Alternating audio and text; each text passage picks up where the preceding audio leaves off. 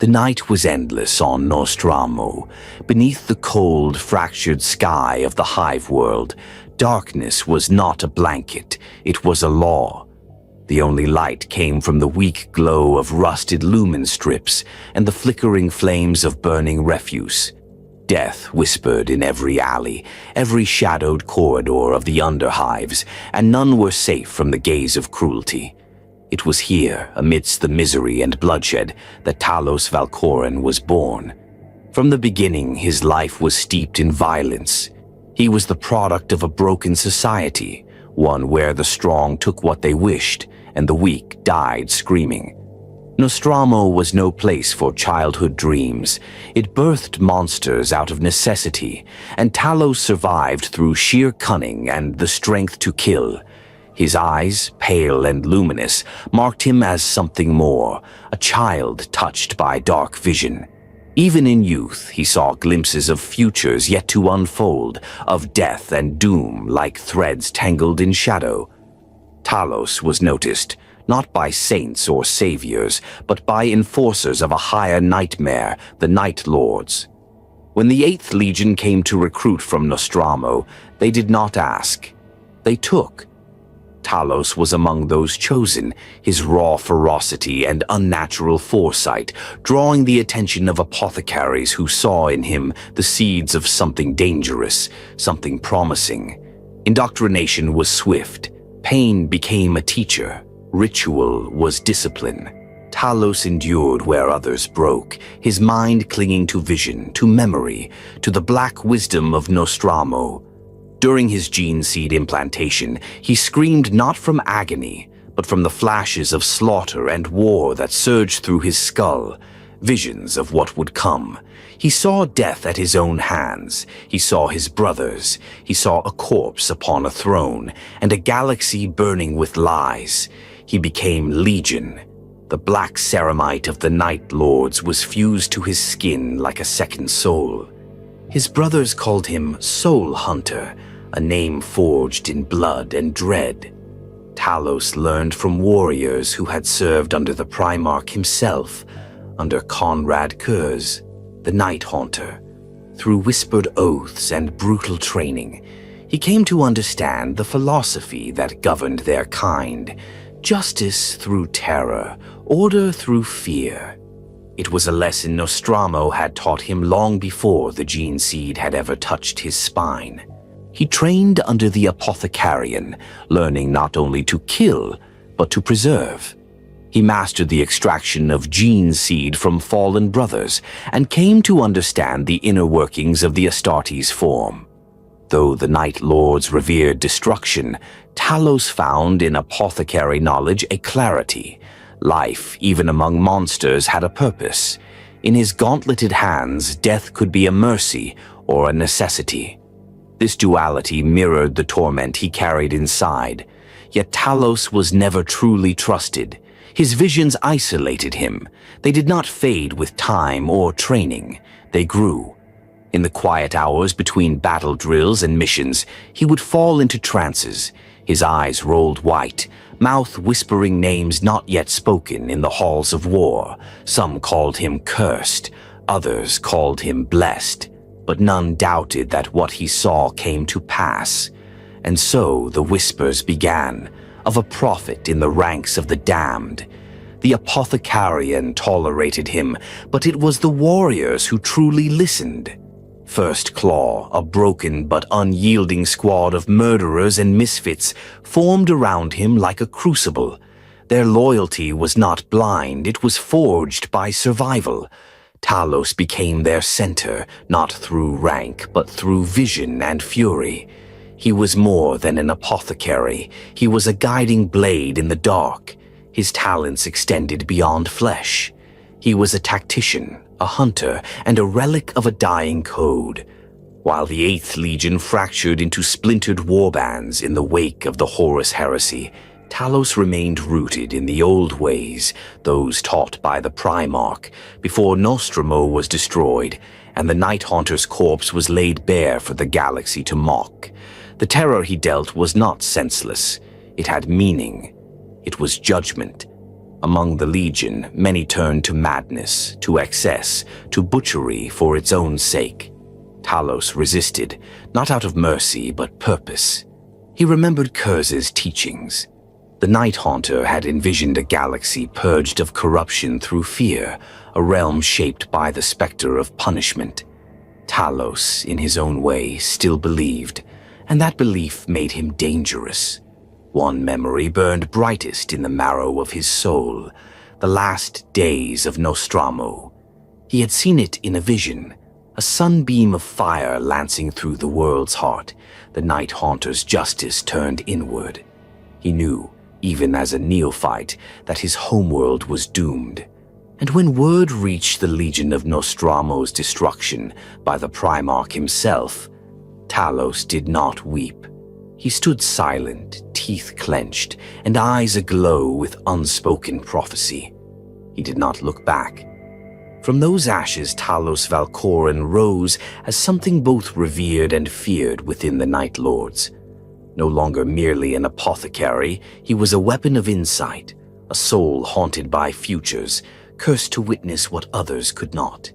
He was a son of Nostromo, shaped by its ruin, sharpened by its end. As the galaxy spiraled into the long war, as the Night Lords scattered and the Imperium shored its defenses, Talos walked paths stained in prophecy. He carried a voice that spoke of endings. His blade would one day bite the throats of kings and cowards alike. And though the stars above burned indifferent, Talos knew his fate was writ in shadow. The Soul Hunter had begun his hunt.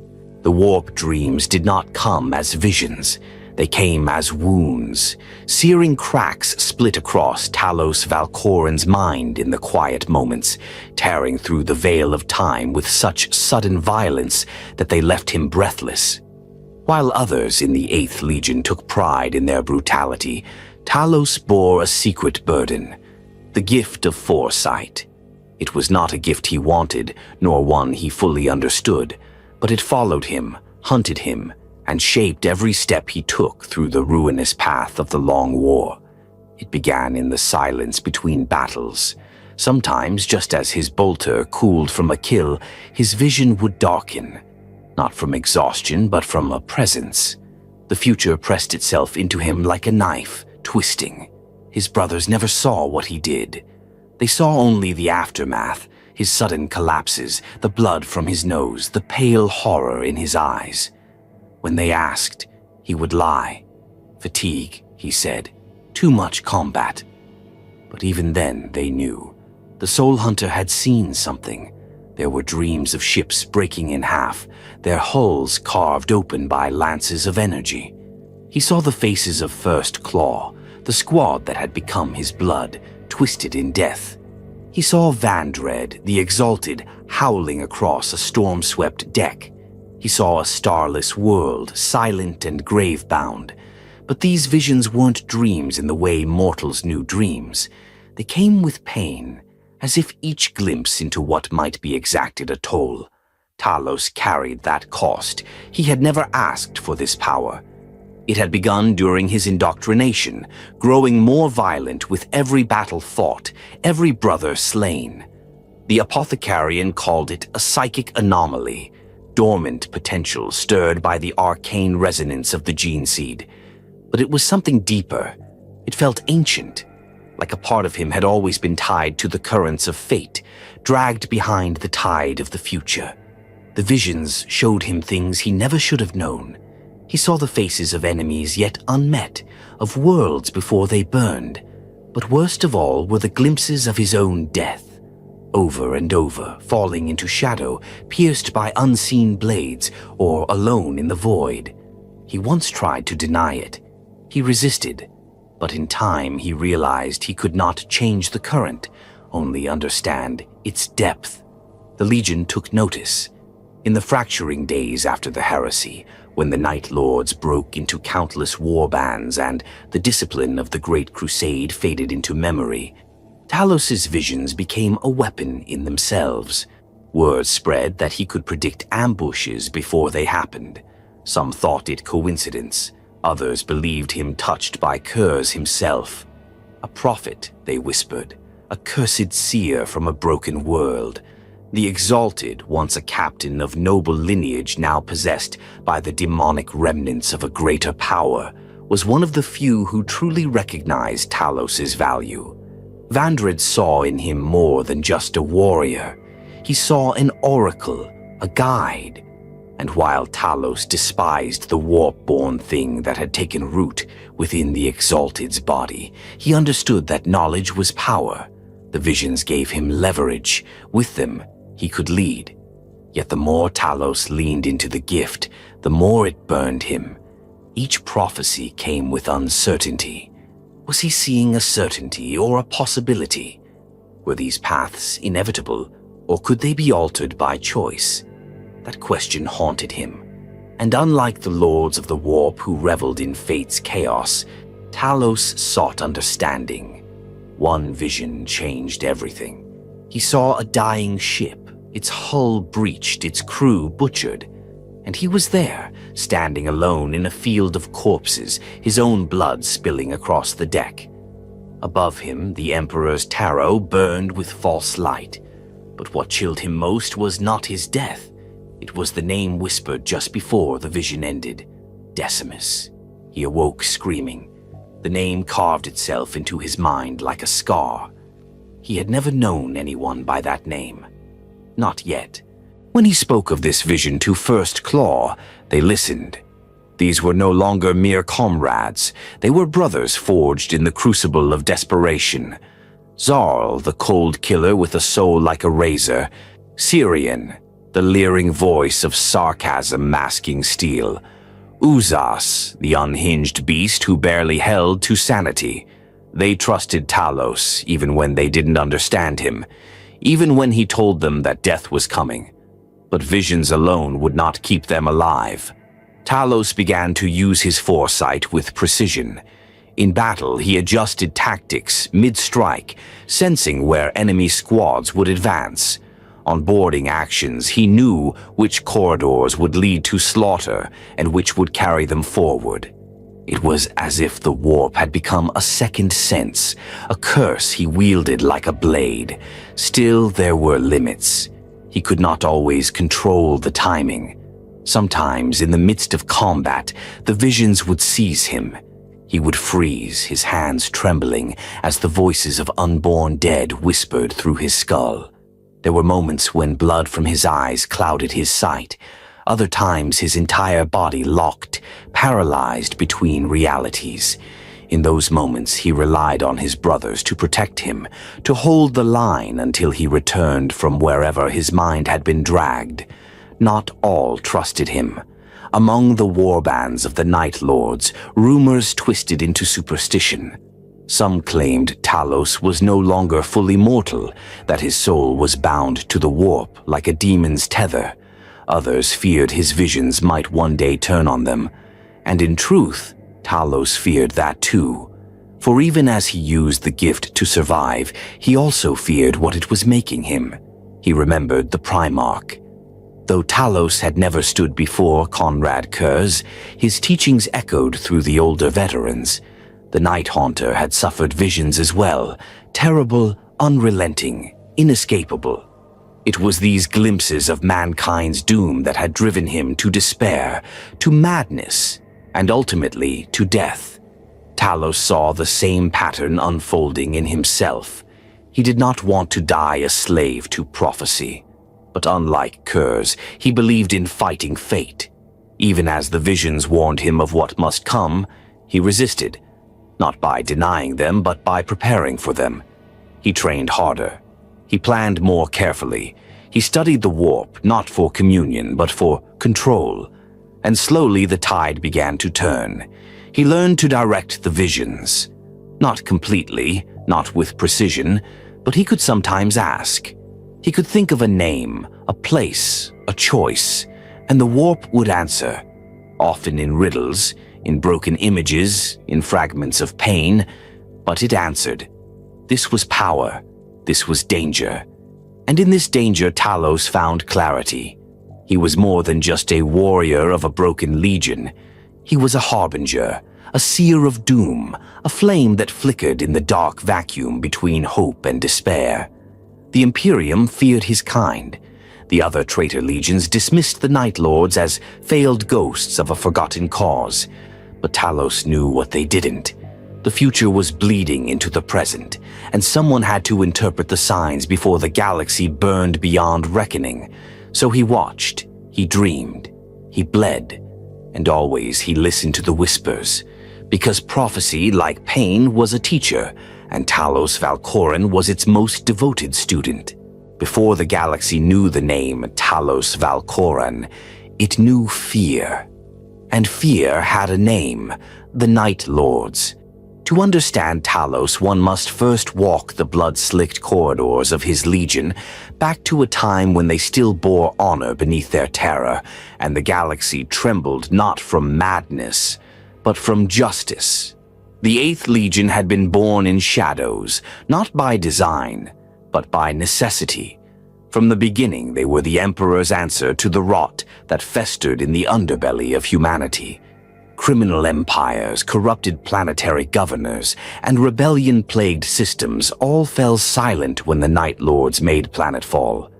There were no heroic speeches, no grand declarations of liberation, only sudden darkness, followed by screams that echoed into eternity. Their father, Conrad Kurze, had shaped them in his image, not as conquerors but as punishers. On Nostromo, the Night Haunter had ruled through dread, dragging a city of murderers into order by making every alley a grave, every whisper a prayer for mercy. And when he led his sons into the Great Crusade, he did so not with laurels or banners, but with flayed flesh and severed heads. Talos would later come to see this era through scattered accounts and the stories of his older brothers, veterans who had walked beside the Primarch and shed blood in his name. He absorbed their memories like scripture. He knew the names of the campaigns, Inuit, Cyprius, Obrexis. He knew the precision with which the Legion could break a world with fear alone, and he learned the cost of such terror. They were feared even by their allies. The noble Ultramarines turned their eyes away. The Imperial fists watched them as one might watch a dangerous dog on a leash. Only a few, like the Word-Bearers or the Alpha Legion, truly appreciated the value of fear as a weapon. The rest saw only monsters where justice once stood. Yet within the Legion there was order, there was discipline. Talos studied the old chain of command, the ranks and oaths, the battle standards long since torn apart. Captains led with precision. Sergeants enforced the will of Kurz, and the Night Lords executed the will of the Emperor with merciless perfection, until the rot of Nostromo followed them into the stars. It was subtle at first, a decline in discipline, a quiet hunger for cruelty. Kurz, too, was changing. He saw too much. His visions grew darker. His despair bled into his sons. He began to test their loyalty not through honor, but through fear. He punished hesitation with death, and when Nostromo was found wanting, he destroyed it, obliterating the world that had once birthed his sons in a single barrage of orbital fire. From that moment, the Legion fractured. Some clung to his teachings, desperate to preserve a purpose beyond slaughter. Others embraced the void entirely, descending into sadism and madness. The Emperor, once blind to his son's suffering, turned his back on Kurz. The Night Lords were left to rot on the edge of imperial politics, their victories drowned beneath accusations of atrocity. Then came Istvan. Talos was still young when the drop site massacre unfolded, but its implications were burned into the minds of every traitor legionnaire. The Night Lords did not fight at Istvan V. They did not stand among the first rebels to raise arms against the Emperor. But when the heresy spread, when Horus called for unity among the traitor legions, Kurz answered, not out of love for Horus, but hatred for the Imperium that had judged him. During this time, Talos served aboard the Echo of Damnation, a strike cruiser that carried with it the traditions of the old Legion but none of its glory. He fought in boarding actions against loyalist vessels, ambushed supply lines, and carried out precision terror campaigns against imperial bastions. He did not fight for Horus. He fought for survival. The heresy was a crucible. It exposed every fracture in the Legion's soul. Some captains joined Horus with fervor. Others, like Sevatar, the first captain, known as the Prince of Crows, fought only because there was no other choice. Sevatar was among the few Talos admired. Ruthless, cunning, and unrepentant, he embodied the original spirit of the Legion. Justice through fear, not anarchy through murder. But the deeper the heresy went, the more it consumed them.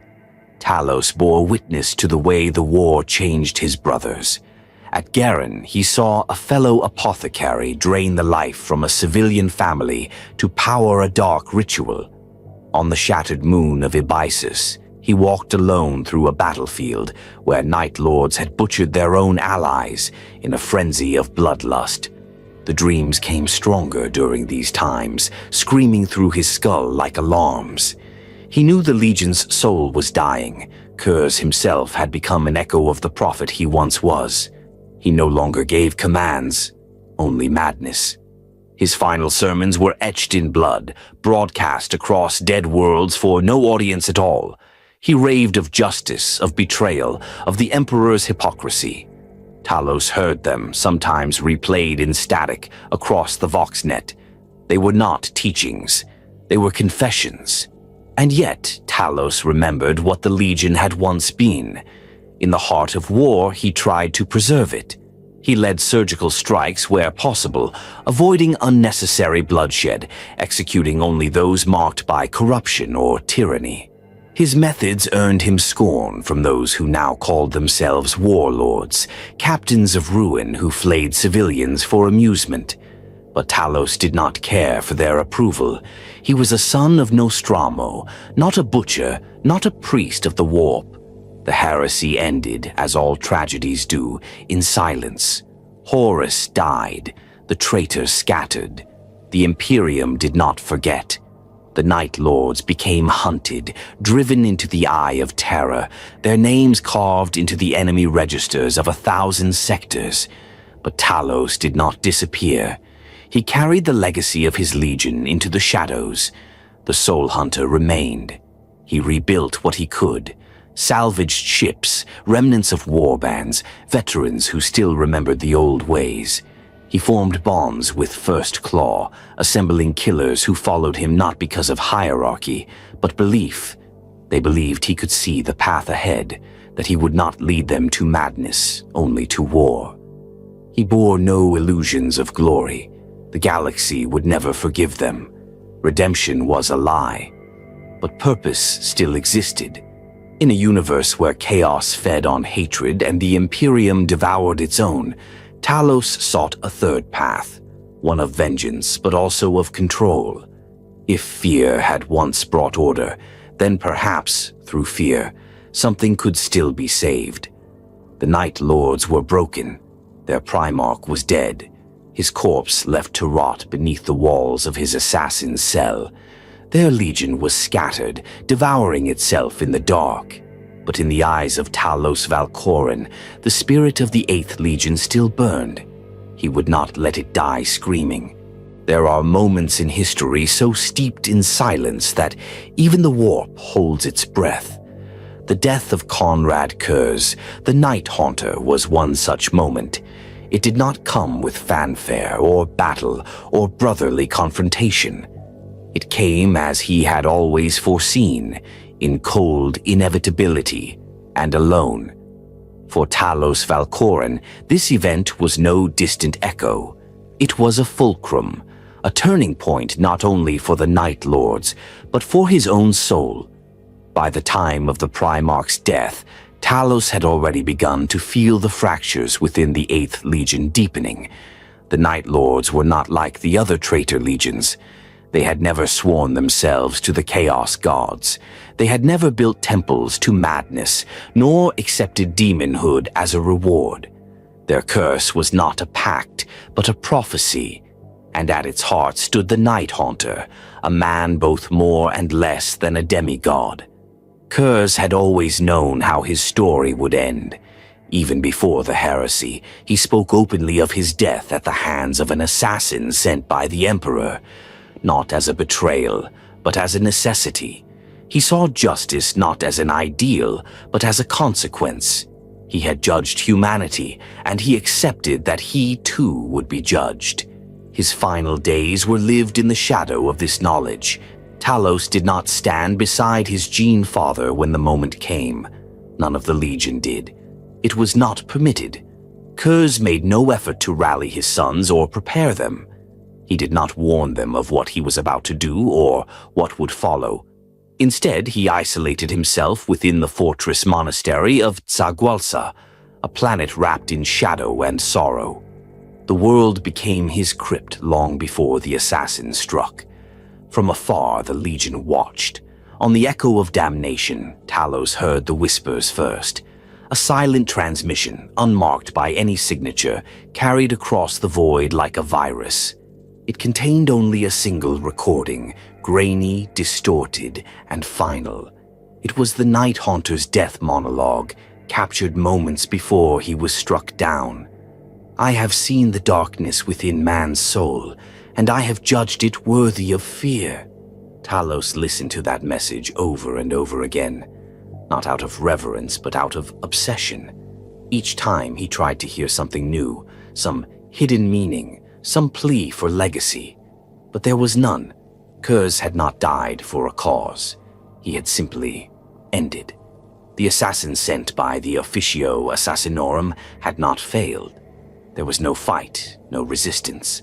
The Night Haunter had welcomed the blade. It was the final act of a life defined by fate. A man who saw too much, loved too little, and believed too deeply in his own damnation. Talos felt the loss in his marrow. He had never met his Primarch, not face to face.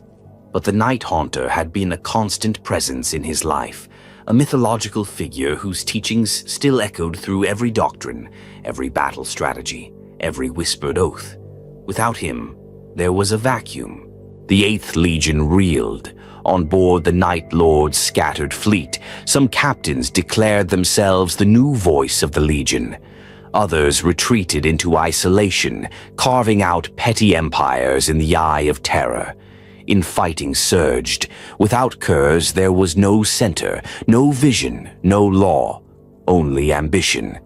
Talos watched it happen with growing fury. He saw former officers, once bound by discipline, turn to madness. Some adopted the trappings of the warp, bending knee to gods they had once despised. Others declared the Legion extinct and rebranded themselves mercenaries or reavers. They painted over their lightning bolts. They stripped the crimson bat wings from their helms. The Night Lords were dying, not in combat, but in meaning. It was here that Talos made a quiet vow. He would not allow the Night Haunter's legacy to rot in the bellies of madmen. Kurz had not died for glory or for chaos. He had died to prove a truth, that justice, even in the Imperium, was a lie, that only fear could make men obey. Talos believed this, but more than belief, he carried it like a wound.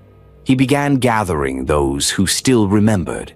On board the Echo of Damnation, he spoke of purpose, not of revenge, nor of conquest, but of identity. First Claw stood at his side. These warriors, so often dismissed as broken or dysfunctional, understood what Talos was trying to preserve. They had seen what happened when a legion forgot itself. There were others who listened, some out of desperation, some out of respect. Word of Talos's defiance spread quietly.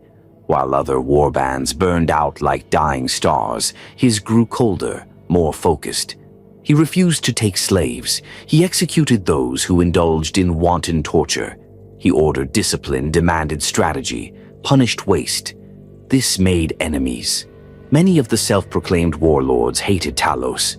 They mocked his visions, spat on his traditions, called him a relic. But they feared him. Not because of his strength, but because he reminded them of what they had once been and what they had lost. When the location of Kurz's tomb became known, Talos acted. Sagualsa had long been abandoned by the Imperium, a planet steeped in memory and death. Talos gathered First Claw and traveled there, not for relics, not for power, but for truth.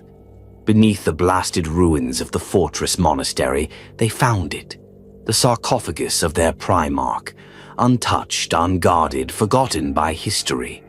He stood in silence before the coffin. He did not weep. He did not pray. Instead, he whispered a promise. I will not become what they think we are.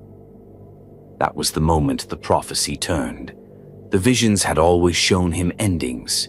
His death, the death of his brothers, the slow decay of the Legion.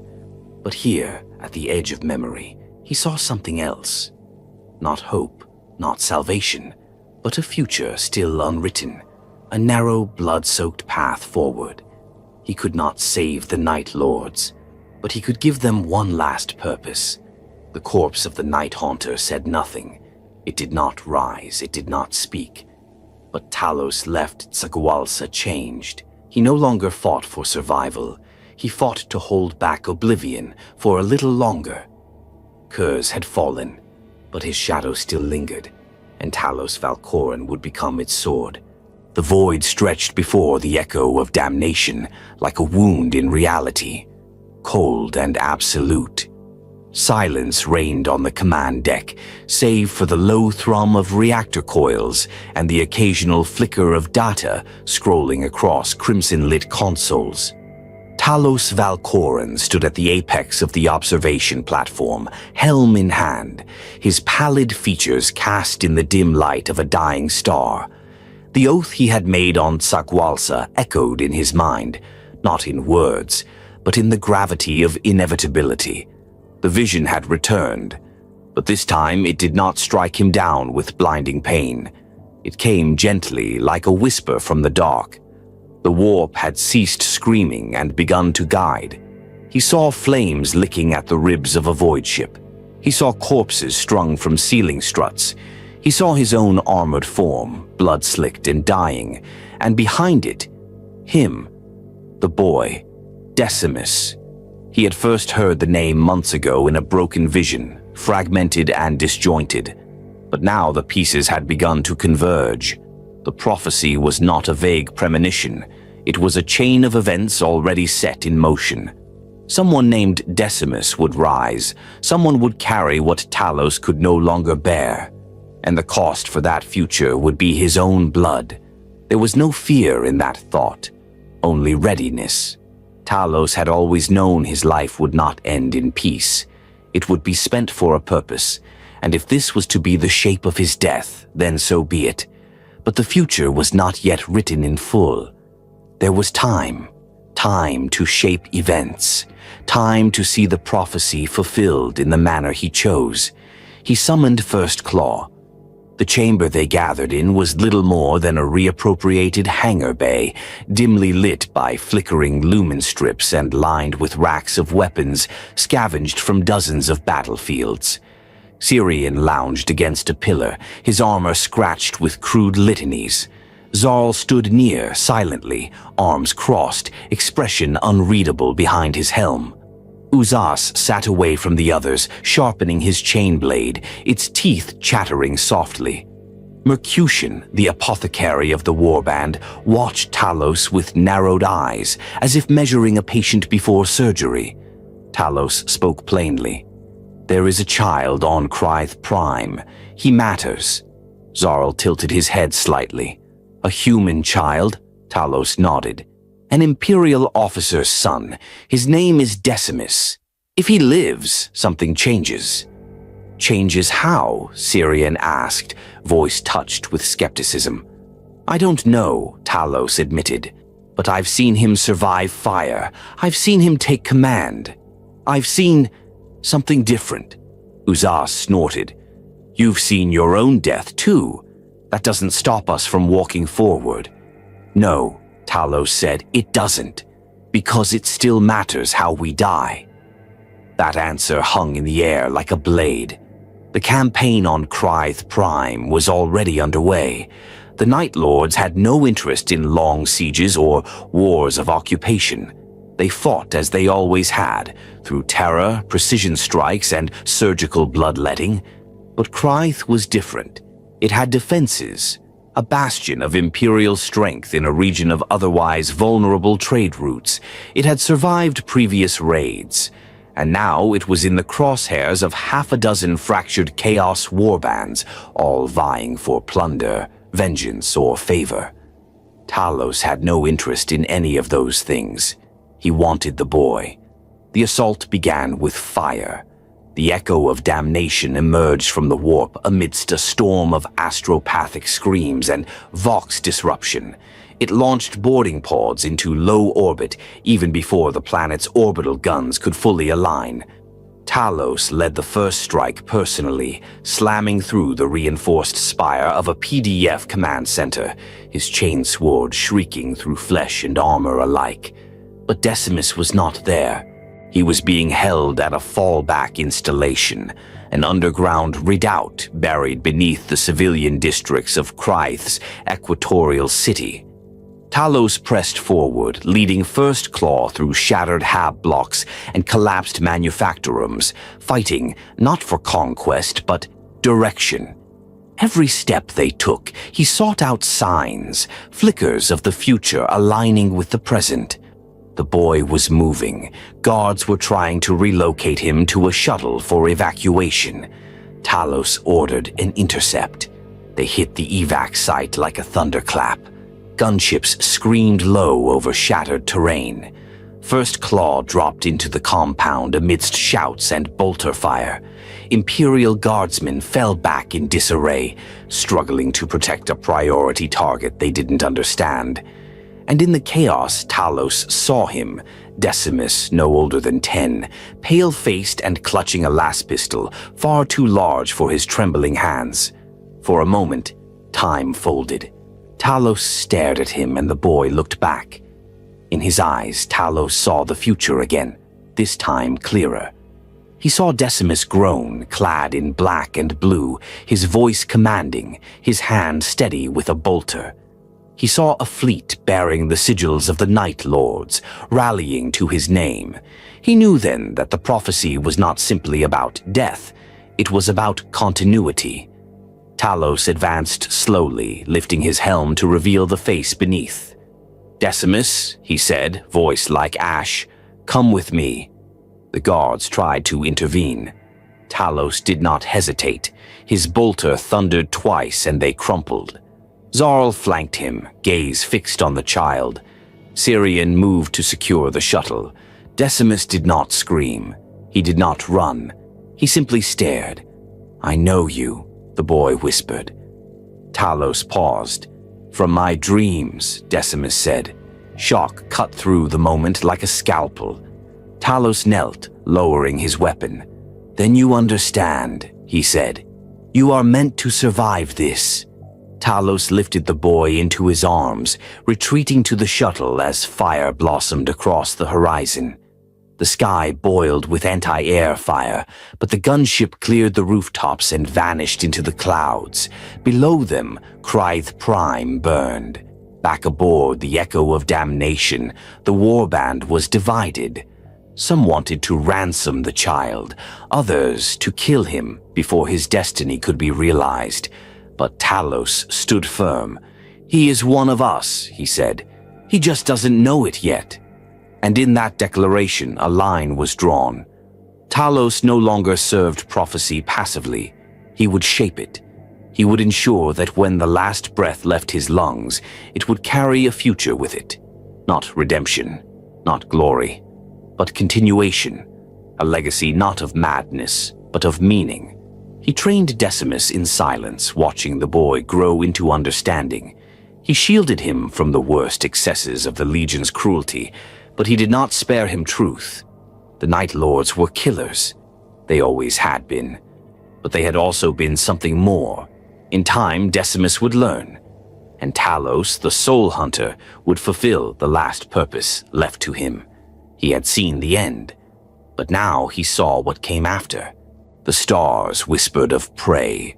From the eye of terror to the ragged edge of imperial space, the echo of damnation drifted like a phantom, unmoored, predatory, and silent. Where other warbands of the Night Lords waged petty wars or bartered with demons for power, Talos Valcoran hunted, not for plunder, not for vengeance, for meaning.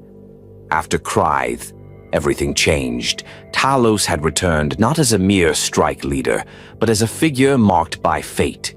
Whispers traveled across vox waves and into the minds of prophets. The Soul Hunter had found a name from his dreams, and more than that, he had chosen. For the first time in years, perhaps since Kurz's death, the warband followed with a sense of direction, drawn to the fires of prophecy, even if they feared where it might lead. Talos had no illusions of grandeur. He knew their days were numbered. The Imperium would never stop hunting them. The galaxy itself seemed to conspire toward their extinction. But there were targets that mattered, void ships with officers whose names echoed through his visions, hidden stations where knowledge had been buried in secrecy, and ancient foes of the 8th Legion whose blood still demanded repayment. The first lead came from a captured astropath. In the drifting carcass of an Adeptus Astra Telepathica relay station, First Claw carved their way through blind defenders, automated servitors, and data-wiped cogitators. Deep in the data vaults, beneath heaps of dead psychers whose minds had been burned by warp interference, Talos found a name encoded in a corrupted missive: Captain Voriel Delanor, Inquisitorial Liaison, Battlefleet Elian. The vision returned with venom, Delanor's face screaming, his throat in Talos' grip, lightning arcs cutting across a void ship's bridge. The image vanished, but the certainty remained. This man, this officer, was connected to Decimus's future. They began the pursuit. Battlefleet Elian had been assigned to Segmentum Pacificus, chasing rumors of Xenos infestations along the fringes of the Gothic sector. But fleets rarely stayed in place. The Imperium was a bloated, stalling colossus. Even its warships could vanish for decades into administrative limbo or warp storm miscalculations. Talos needed more. The echo of damnation stalked isolated astropathic relays, raided Imperial listening posts, and crippled Chartist convoys, all to find fragments. Zarl, precise and tireless, led dozens of interrogations. Syrian used charm and menace in equal measure, infiltrating stations under false identities. Mercutian, who had long straddled the role between healer and monster, extracted memories from dying psychers using alchemical cocktails and old Legion methods best left unspoken. Over the months, a pattern formed. Delanor was no ordinary captain. He had been part of a shadow network linked to the Ordo Hereticus, moving potential anomalies between secret research installations. These weren't military targets. They were civilians, psychers, or gene-tagged individuals too important or dangerous to disappear publicly. Talos realized then. The Inquisition was already looking for Decimus. That could not be allowed. Inquisitorial involvement was a level of scrutiny the Night Lords rarely tolerated. They thrived in shadows, in the margins of war, where fear could be weaponized without consequence. But the Inquisition brought with it purges, fire, and the kind of enemies who didn't flinch at nightmares. Talos's visions showed death if they hesitated. Decimus could not be allowed to fall into their hands. They accelerated the hunt. A merchant convoy was intercepted near the Kenothi reaches. The surviving astropath cracked under Mercutian's touch, revealing the coordinates of a remote inquisitorial data archive, Station Trantheos, orbiting a dead moon in a system scrubbed from most records. Talos ordered the warp jump without hesitation. The battle was swift and brutal. First Claw descended aboard assault shuttles into the cold, metal-ribbed labyrinth of the orbital station. Automated gun turrets and servitor guardians proved little challenge for seasoned killers who had trained under a dead Primarch's legacy. They moved like wraiths, their tactics surgical, brutal, and calculated. Talos led the breach into the central data sanctum himself. There, locked behind layers of encrypted Vox seals, he found a hololith of Delanor, seated across from a hooded inquisitor, speaking of the Chembard child and the resurgence of the Eight through biological prophecy. The room's temperature seemed to drop. Talos did not speak. He stared at the flickering image until it looped again. The enemy knew. They didn't know everything, but enough. Enough to target Decimus. Enough to hunt him. That made this no longer a pursuit. It was a war. The Night Lords turned toward Allian, not for sabotage or fear campaigns, but annihilation. Talos called it the Shadow Break, a coordinated campaign across the battle fleet's extended supply line, calculated to destabilize and isolate their prey. Ships vanished in the void. Stations went dark.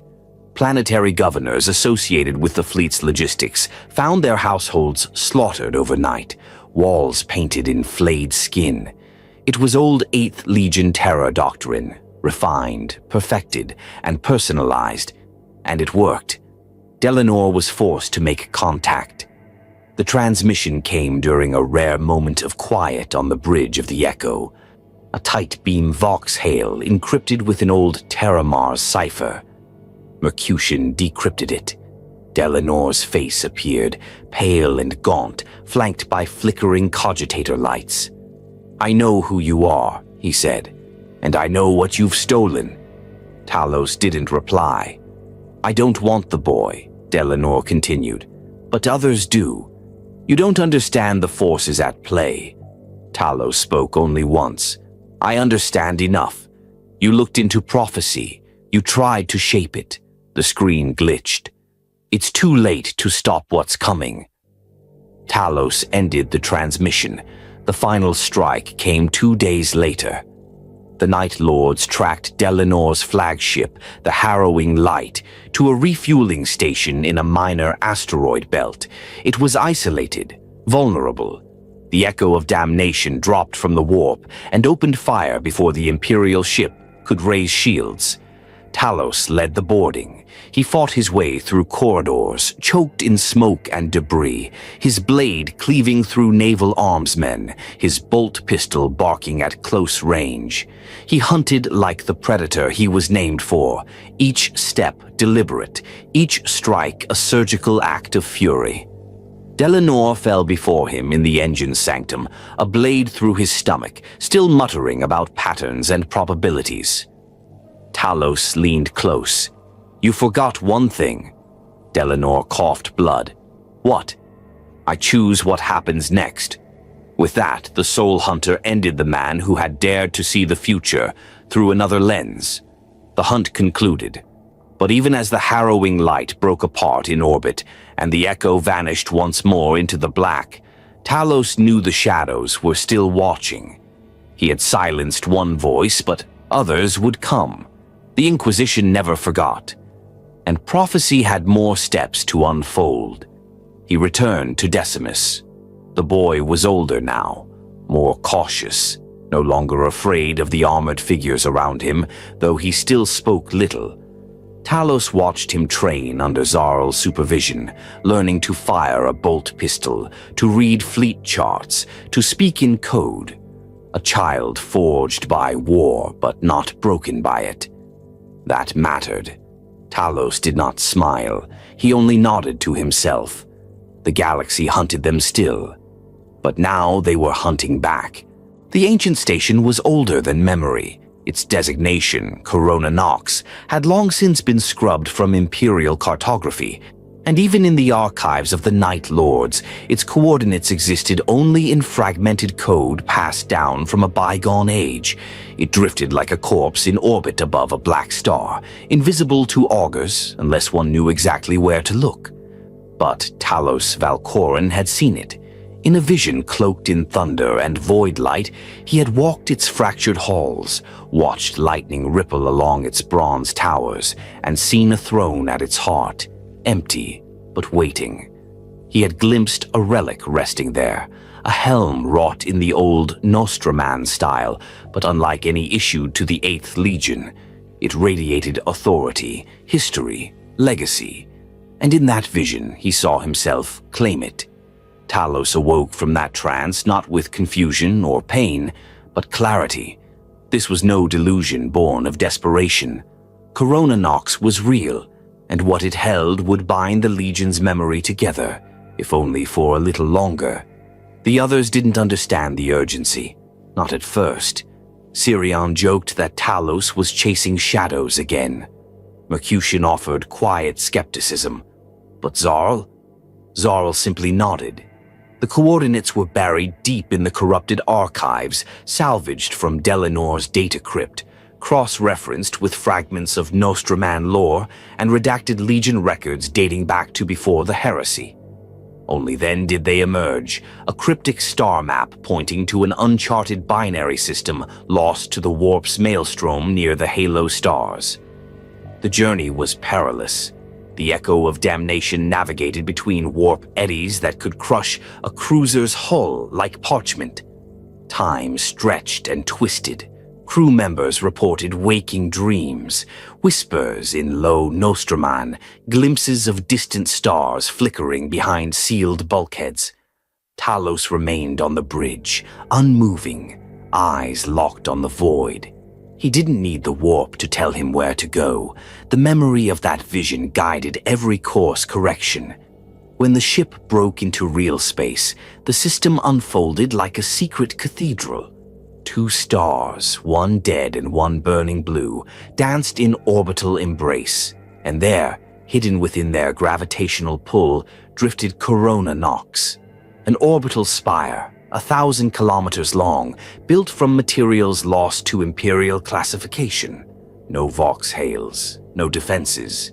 It slept, patient and silent, as if it had been waiting for the Night Lords to return. They boarded at once. First Claw led the breach, stepping into the dust-choked corridors like ghosts reclaiming a tomb. Ancient pict screens flickered with static. The air was stale but breathable. Along the walls were murals, etched in deep relief, depicting the rise of the 8th Legion during the Great Crusade. Scenes of justice administered through fear, banners bearing the sigil of the winged skull, and faceless enemies cast down before midnight armored giants. Talos paused before one mural. It depicted Kurz, not as a monster but as a judge.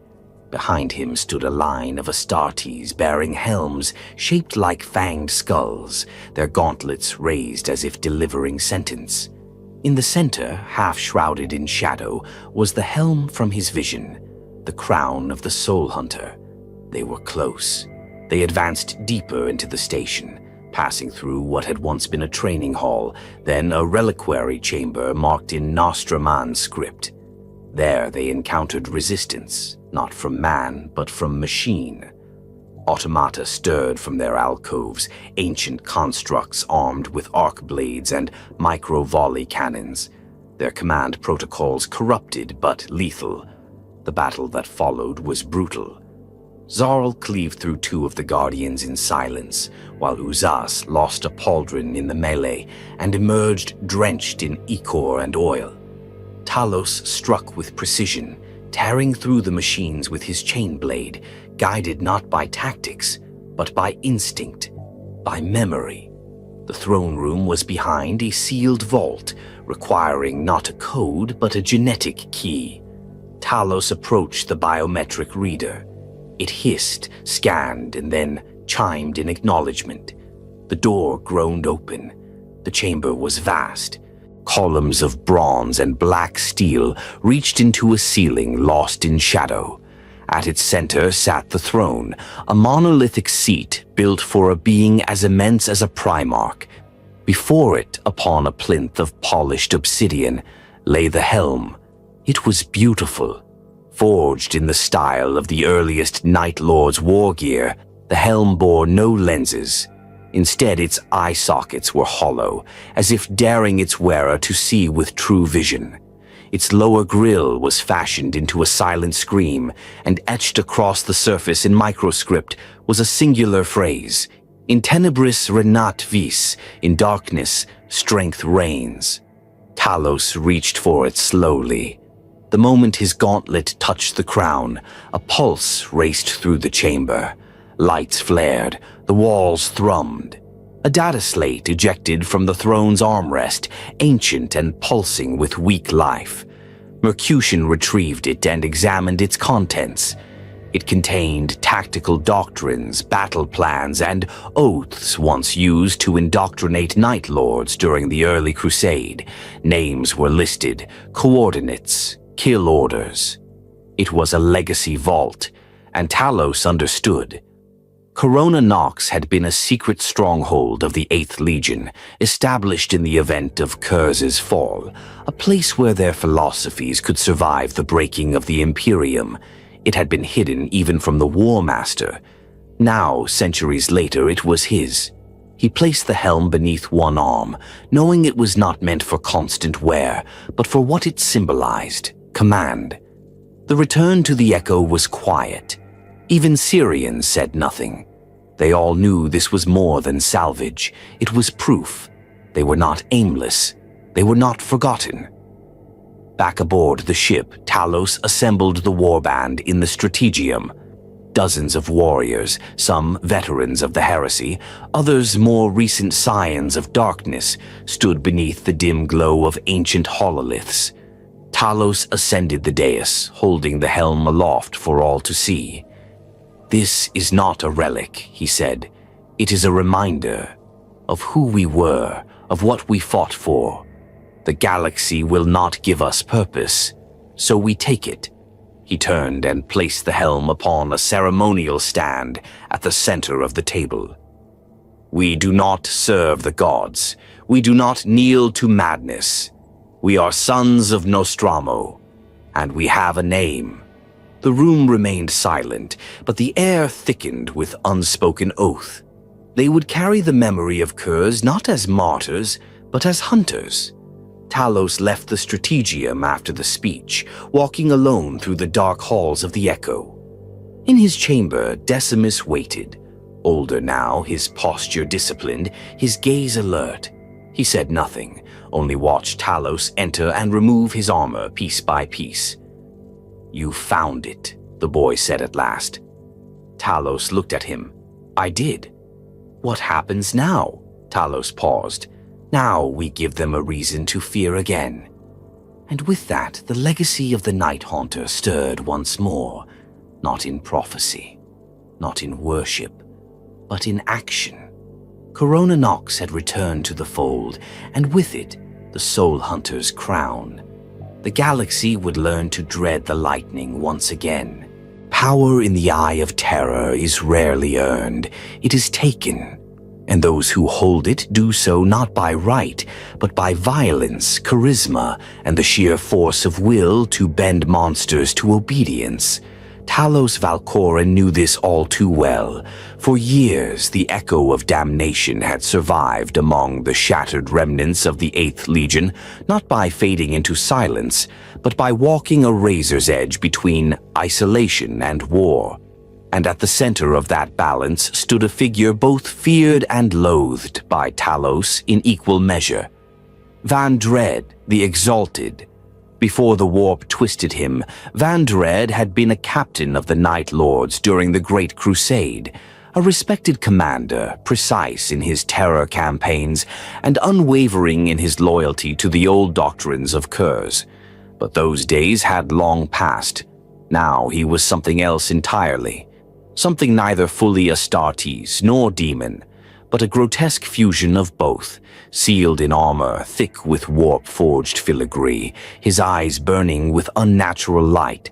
Talos had never truly trusted him, and he had never been given a reason to.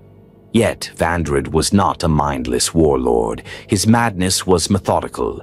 His warband operated with ruthless efficiency, running coordinated raids across Imperial space, harvesting gene seed, weapons, and prisoners with terrifying regularity. Though warped, his mind retained fragments of strategic brilliance, and that made him dangerous, far more dangerous than the gibbering chaos champions that infested other traitor legions. It was during the aftermath of the Corona Nox discovery that the summons came.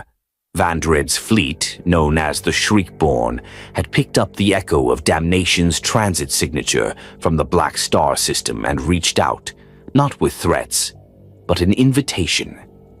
Talos stared at the Vox Hail message on the bridge, arms crossed. Curious, Mercutian muttered, arms folded behind his back. He could have simply attacked. He still might, Zarl said flatly. Syrian laughed.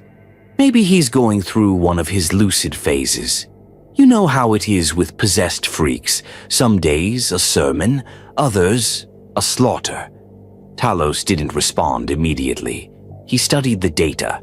Coordinates in a neutral sector within the eye, an abandoned orbital forge once belonging to the Dark Mechanicum.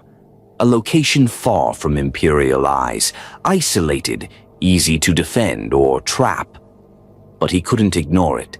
There was something else in Vandred's message, something cryptic. He'd spoken of a convergence approaching, of prophecies overlapping, of a shared vision. Talos had seen no such thing, but that didn't mean it wasn't true. The echo of damnation arrived at the Forge World wreck 3 days later. What remained of the station was a web of gantries and broken spires hanging in orbit above a gas giant, surrounded by the skeletal remains of orbital shipyards.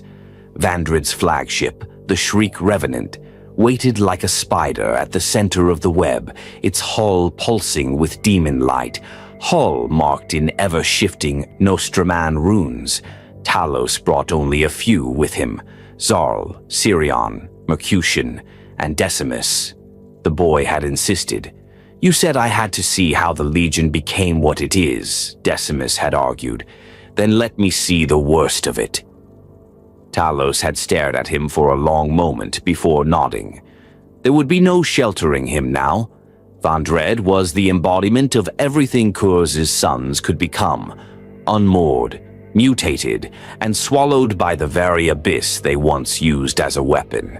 The shuttle touched down within the station's central sanctum, an enormous chamber once used for constructing Titan cores, now repurposed as a throne hall. Spires of melted adamantium and bronze soared overhead, while servitors bound in rusted chains lined the walkways, their mouths sewn shut, their hearts still beating. Vandred sat upon a raised platform of twisted steel, wrapped in ceremonial cloaks fashioned from the skin of psychers. Around him stood his inner circle, warp-tainted sorcerers, armored champions, and a handful of night lords who still bore the lightning iconography, but with mutations twisting across their forms. He rose as Talos approached. "Brother," Vandred rasped, his voice layered, one human, one not. "The Soul Hunter returns." Talos gave no bow, no salute. "You summoned me. Speak." The Exalted smiled. "You've seen him, haven't you? The boy, the torch." Talos stiffened. "You felt it," Vandred continued. "The warp is coiling tighter. The echoes are aligning. The vision is almost complete." Talos's voice was cold. "Speak plainly." Vandred descended the steps slowly, talons scraping against the floor. "There is a fracture in fate. I saw it when the eye opened wider during the 13th Black Crusade. A new pattern began to form, centered on blood and legacy. A Night Lord child, a soul untouched by madness, heralding a new form of our kind." He turned his eyes, glowing like dying stars, toward Decimus. "He is what we were before Nostromo fell, what Kurz dreamed of before his mind shattered." Talos stepped between them. "He is not yours." Vandred didn't press. He raised his hands in mock surrender. "Of course, he walks your path, not mine, but I've brought you here for more than prophecy. There is war coming, Talos. The Imperium is consolidating. The Inquisition has learned of us, and worse, our brothers are stirring." At this, Talos frowned. "Which brothers?" "The ones who have knelt," Vandred said bitterly. "A warband near the Maelstrom has begun forging a new kingdom under the Black Legion's banner. They call themselves the Crimson Claws, and they have declared the Night Lords extinct. Their leader wears Kurz's icon, twisted with the mark of the Blood God." Talos exhaled slowly. "Then they've made their choice. I intend to answer it," Vandred said, voice tightening, "and I want you with me." Silence followed. It was not a demand, nor was it an offer easily refused. Talos turned the matter over in his mind. Vandred was dangerous. Allying with him could lead to betrayal, but a war against traitors who desecrated Kurz's name? That mattered. "I won't fight for you," Talos said at last, "but I'll fight beside you for as long as our purposes align." The Exalted bowed his head once. "That is enough." The pact was made. For the next 6 weeks, the warbands of Talos and Vandred operated in tandem, launching surgical strikes across the outer regions of the Maelstrom. Gene seed stockpiles were destroyed. Forge worlds corrupted by chaos allegiance were obliterated. Slave convoys bound for demon crucibles were torn apart in ambush. Talos observed Vandred closely. Beneath the mutation, the madness, the theatrics, there remained a shred of the captain he had once been. The Exalted believed in his own way that the Legion could endure, but his method was corruption, a marriage to the warp that Talos could never accept. Their paths, though parallel, would never truly merge. And Decimus? The boy watched everything. He spoke less, learned more. He saw Vandred's warband and compared it to Talos's. He witnessed the cost of allegiance to the warp firsthand, Night Lords who barely resembled Astartes anymore, minds lost, souls hollow. And he began to understand the line Talos refused to cross, the line that made him more than a killer. It made him a relic of truth. The final strike against the Crimson Claws was yet to come, but Talos had already made his decision. When it was done, when their enemies were dust, the alliance would end. The Exalted was a mirror, and Talos had no desire to see himself in it for long. The sky above Krythe turned to blood the second time it burned. Years had passed since Talos Valcoran first stepped foot on that ash-stained world, when he'd carried Decimus from the crumbling hands of a dying regime. Back then, Krythe had been a prize of strategic significance, a linchpin in the Imperium's local communications web. But now it had become something more. It had become a battleground of symbols, where the past and the future of the Night Lords collided in fire and steel. And at the heart of the storm stood Talos. News of the Crimson Claws had spread like infection. A warband of former Night Lords who had severed all ties to the teachings of Kurz, allied themselves to Khorne, and declared themselves the true heirs of the 8th Legion. Their leader, a monstrous figure known as War Master Caltrax, had taken Krythe as his throne world, broadcasting propaganda laced with blood sacrifice and blasphemy from atop its spires. It was personal. Caltrax had once fought beside Talos.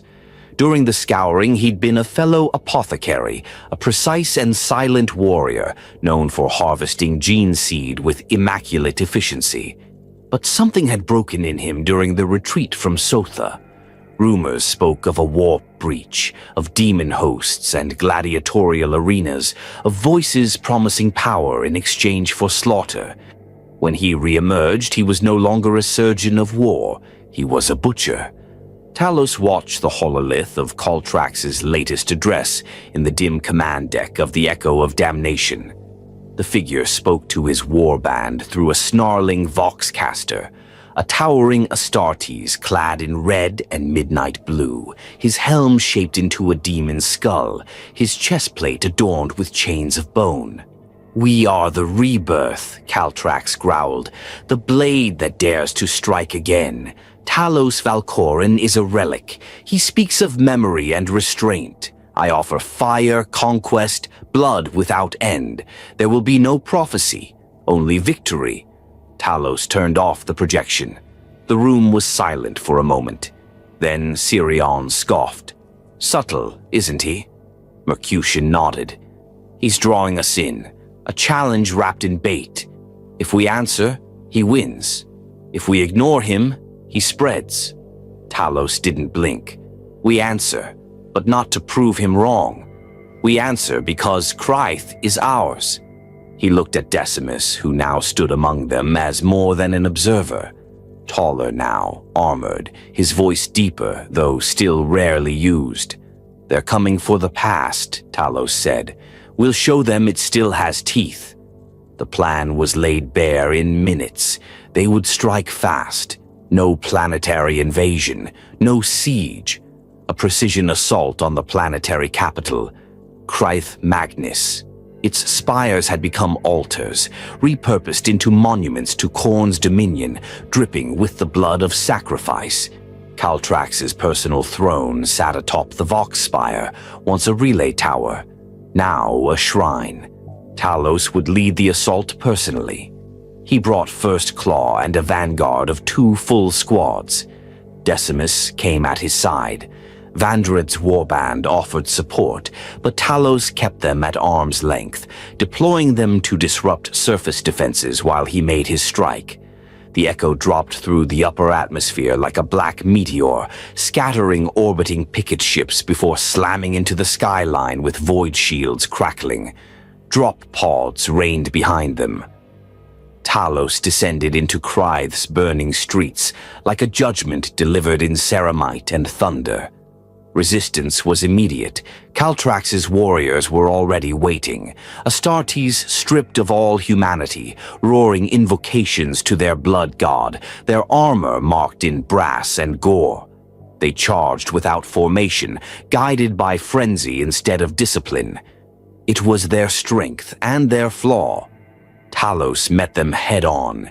His chainsword shrieked, rending through chest plates, sending sprays of corrupted ichor into the air.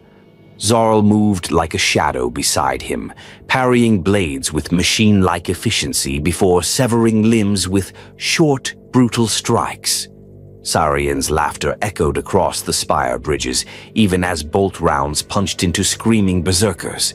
And at the center of it all, Decimus fought. This was his first true battle, not training, not a raid, but war. Talos watched him carve down an opponent twice his size, his movements tight, purposeful, not elegant, yet not mindless either. The boy had learned restraint. Where others sought glory, he aimed for the throat.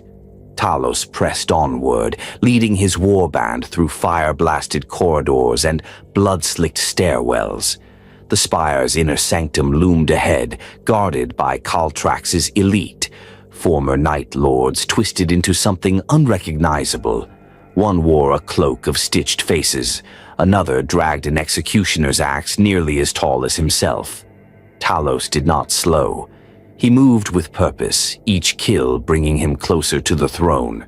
Finally, the gates to the Vox spire groaned open. Inside, red light bathed the command chamber, casting the throne and its occupant in an infernal glow. Caltrax stood. Even warped by the warp, he was still massive, a giant wrapped in relic armor, skulls dangling from his belt, his eyes glowing like twin furnaces behind a blood-marked helm. "Come to die, brother," he growled.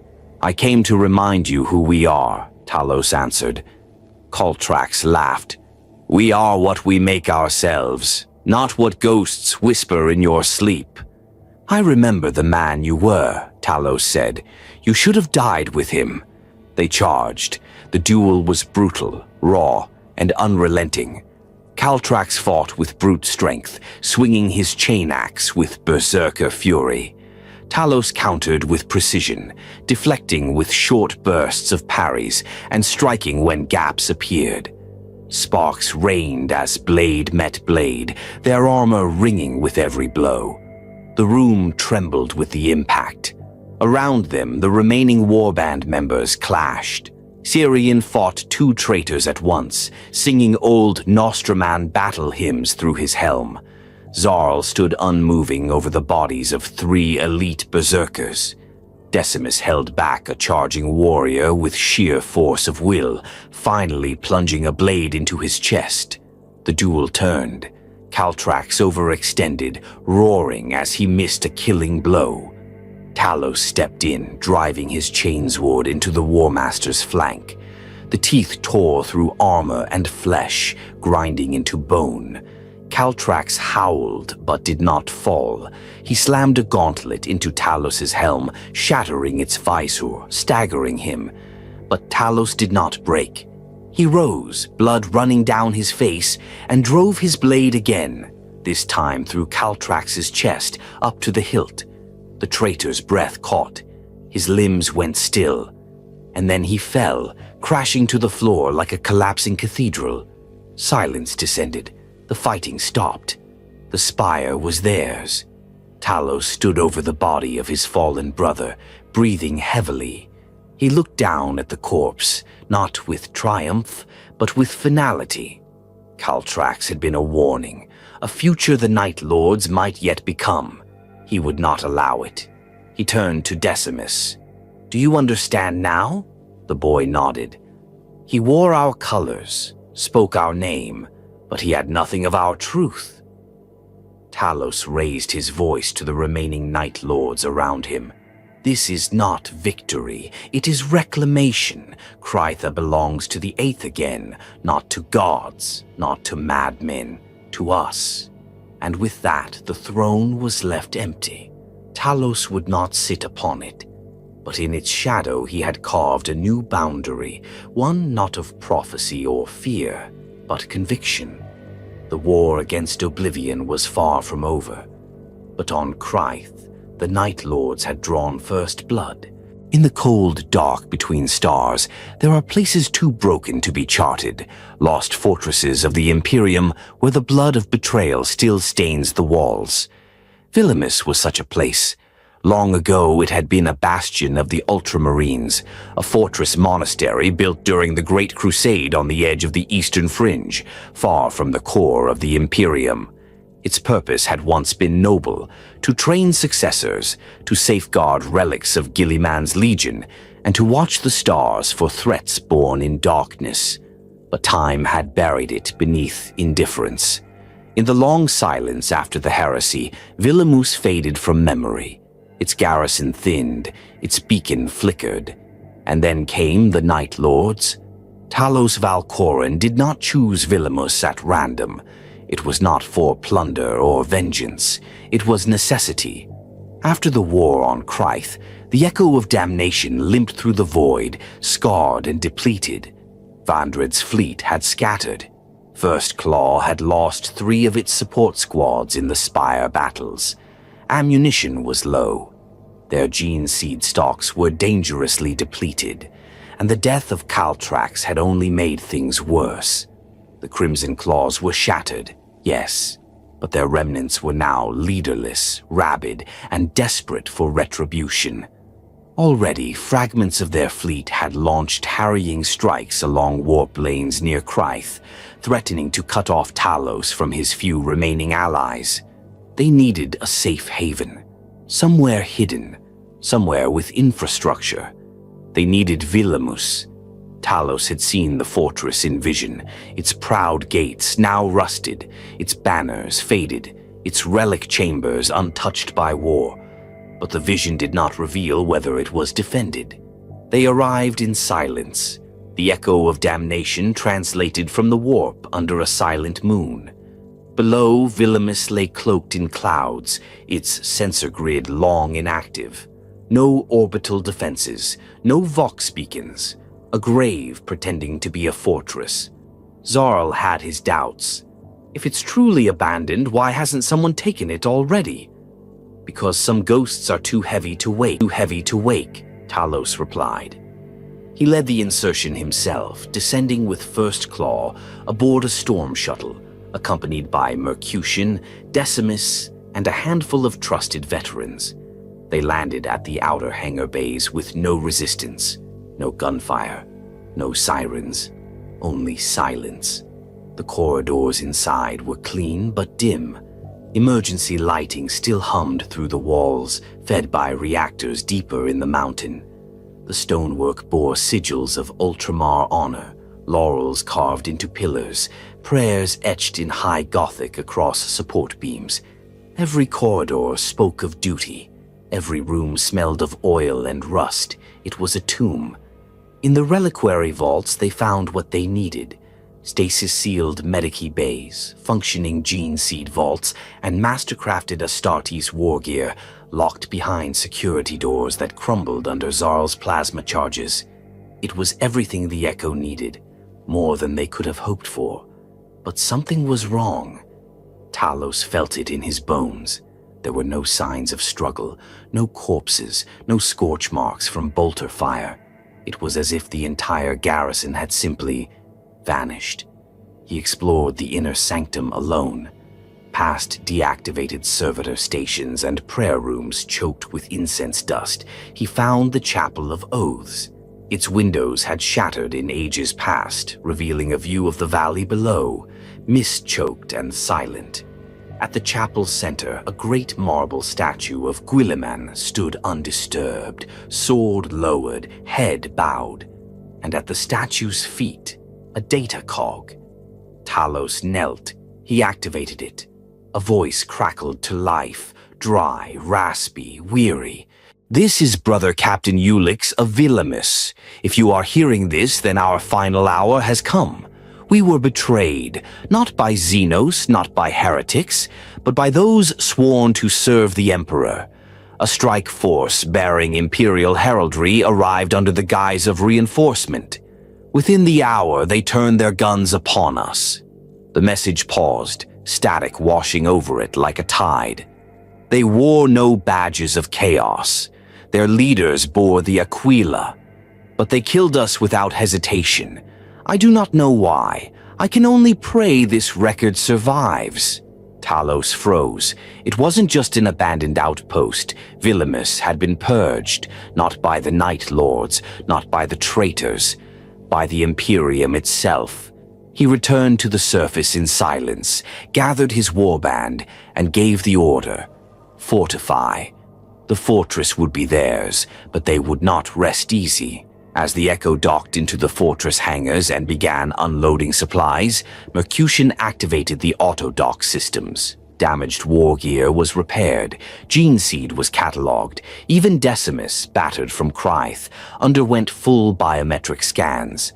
The fortress came alive again, though its heart still beat with betrayal.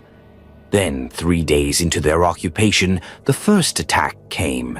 It wasn't a fleet, it was a ship. Small, fast, painted in black and gold, the colors of the Black Legion. Talos met it in orbit. The ship sent no warning. It simply opened fire, twin lances burning through the upper atmosphere, aimed not at the fortress but at the moon above. The impact destabilized the gravitational alignment, a deliberate maneuver, calculated to incite tectonic chaos. Talos knew the tactic. "Abaddon's methods," he muttered. "Draw out the prey, unmake the terrain." The attack didn't succeed, but it was a message. The Black Legion knew they were here, and worse, they knew Villamus had value. Syrian, ever irreverent, summed it up best. "We find a paradise and immediately get an eviction notice." But Talos wasn't leaving. He gathered First Claw and addressed the warband in the chapel where Guilliman's statue still stood. "They want us to abandon it," he said. "They want us to believe we have no place left in this galaxy." He stepped onto the altar, boots echoing on cold stone. But they're wrong. Villamus was theirs. Now it is ours. We hold it, not for glory, not for vengeance, but because if they take this from us, then we have nothing left to reclaim. And then he turned to Decimus. This is where you learn what it means to defend, not just to hunt. The next week was spent in preparation. Turrets were recalibrated, Vox arrays were retuned, servitors were reprogrammed to patrol the outer walls. Decimus oversaw supply logistics with quiet precision. Mercutians sealed the medical bays. Even Zarl offered rare counsel on blind spots and choke points. They weren't just hiding. They were building something again. And then, in the final hours before the second strike came, Talos walked the outer ramparts, alone, helm under one arm, staring at the sky. Villamus had fallen once. It would not fall again, not while he still drew breath. The stars above flickered with motion, dots of light on approach, engines burning against the void. Not a fleet, a crusade. And Talos smiled. Let them come. Let them learn what it meant to chase monsters into the dark. The fortress of Villamus braced under the weight of war. The distant stars burned with hostile intent, and Vox channels crackled with encrypted data. Ghost signatures, approach vectors, thermal flares from warp drives tearing through real space. They were coming. Not one force, but many. War bands of the Black Legion, rogue imperial auxiliaries from within Segmentum Tempestus, and traitor cells who had sworn allegiance to the demon-forged heralds of the Crimson Path. For Talos Valcoran, this was no longer a raid or a reclamation. This was a siege. The walls of Villamus, cracked and forgotten for centuries, now stood rearmed and alive, haunted by the echo of an ultramarine's betrayal and reforged in the shadow of Nostramo's sons. And at its heart, for the first time, the Soul Hunter did not stand alone. He stood in command. For years, Talos had been a leader only in necessity, spiritual, tactical, instinctual. But now something had shifted. His voice carried weight beyond his blade. His visions were no longer riddles to be feared. They were maps. And First Claw, once a dysfunctional knot of killers and cynics, had become something far deadlier. Unity in the shape of ruin. The days leading into the battle passed in grim, meticulous preparation. Talos didn't pace. He didn't speak in riddles or trance-walk through corridors as he once had. Instead, he reviewed kill zones. He cross-referenced ammunition stocks. He walked every line of the fortress, adjusting turret angles, realigning auto-sentry clusters, inspecting the gene forges where their armor was mended. He visited the crypt vaults alone. There, within the fortified subchambers of Villamus, he had sealed the recovered helm from Corona Nox, the symbolic crown of the Soul Hunter, a relic forged before Kurz's death. He stared at it for a long time in silence, then turned away. He would not wear it. Not yet. Above him, the echo of damnation maintained orbit, broadcasting in encrypted Nostraman code. No reinforcements were expected. There would be no last-minute arrival of allied warbands or forgotten fleets. The 8th Legion did not work like that. What they had earned in blood. What they held, they would keep by it. When the first enemy fleet breached the upper stratosphere, Talos was already waiting on the southern wall with Zarl and Syrian. "Looks like our guests have arrived," Syrian muttered, watching flame trails burn across the cloud layer. Zarl raised his bolter. "We hold the towers, collapse the approach, block retreat." "Same as always," Talos said. "No," Zarl replied. "Not the same. This time they're coming for you." And it was true. Talos had drawn attention. Too many enemies had begun to whisper of the Soul Hunter, not as a rogue, but as a symbol. A Nostraman who resisted the gods, who gathered power not through sacrifice or possession, but conviction, who led a war band with discipline in a legion known for its decay. That kind of defiance could not be tolerated. The enemy came in waves. Stormbirds bearing the mark of the Eye of Horus slammed into the outer bastions, disgorging squads of Black Legion Terminators whose armor was etched with symbols of dominion. Fire and thunder lit the mountainside as defensive turrets roared to life, slashing through invaders with streams of ceramite-shredding energy. But the Night Lords were not a garrison force. They were predators. Talos deployed First Claw like a scalpel. Sirion and Uzas led harrying attacks through the sub-level catacombs, striking at enemy rally points and vanishing into hidden ducts. Zarl oversaw the breach point kill boxes, making every inch of corridor a death trap. Decimus, still young but no longer untested, coordinated rear logistics and tactical resupply from the fortress's central control sanctum. Even Mercutian, the grim apothecary, took to the field with his Narthesium, reconfigured as a weapon, harvesting gene seed from fallen enemies to replenish their dwindling stores. Talos himself fought where the lines wavered. Where lesser leaders would have withdrawn into command roles, he stood beside his warriors, his chainsword a blur of serrated death. He tore through traitor marines who dared speak the name of Abaddon. He broke champions blessed by the warp, silencing their whispers with brutal finality. His fury was not wild, it was deliberate. Every strike punished those who had forgotten what it meant to wear the colors of Curse. One by one, the enemy incursions failed. Then came the betrayal. It was subtle, quiet, a shifting in the Vox feed, a pattern of delays in resupply drops, the disappearance of a recon patrol under Decimus's command. Talos noticed first, not because of paranoia, but because of instinct.